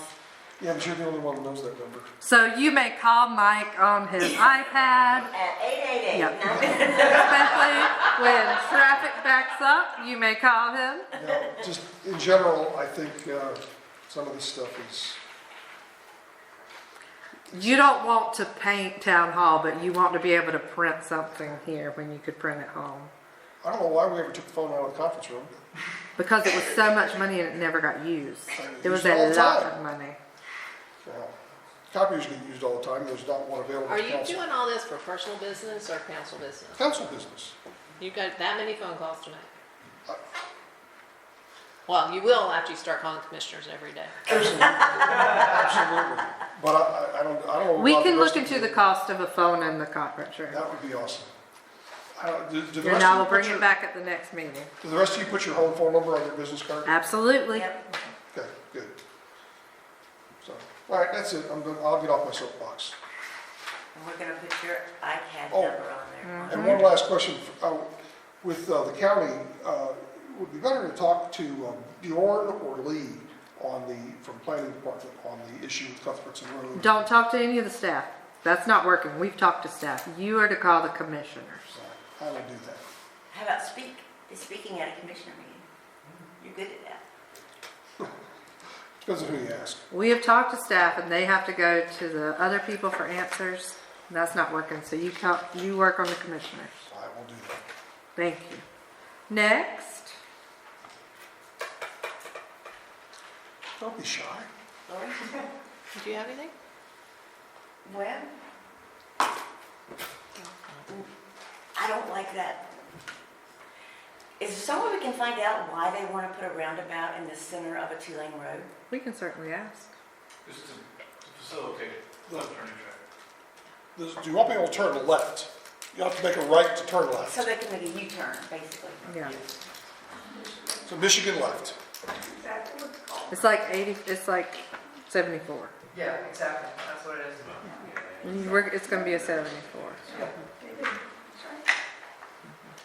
Any further comments, Ms. Bledsoe? No, I just again want to thank Chris and Joel and this gentleman who wants to become involved for all their hard work over the years. He may not want to. Wonderful advice. He did tonight's meeting. And that's it. Next. No comments.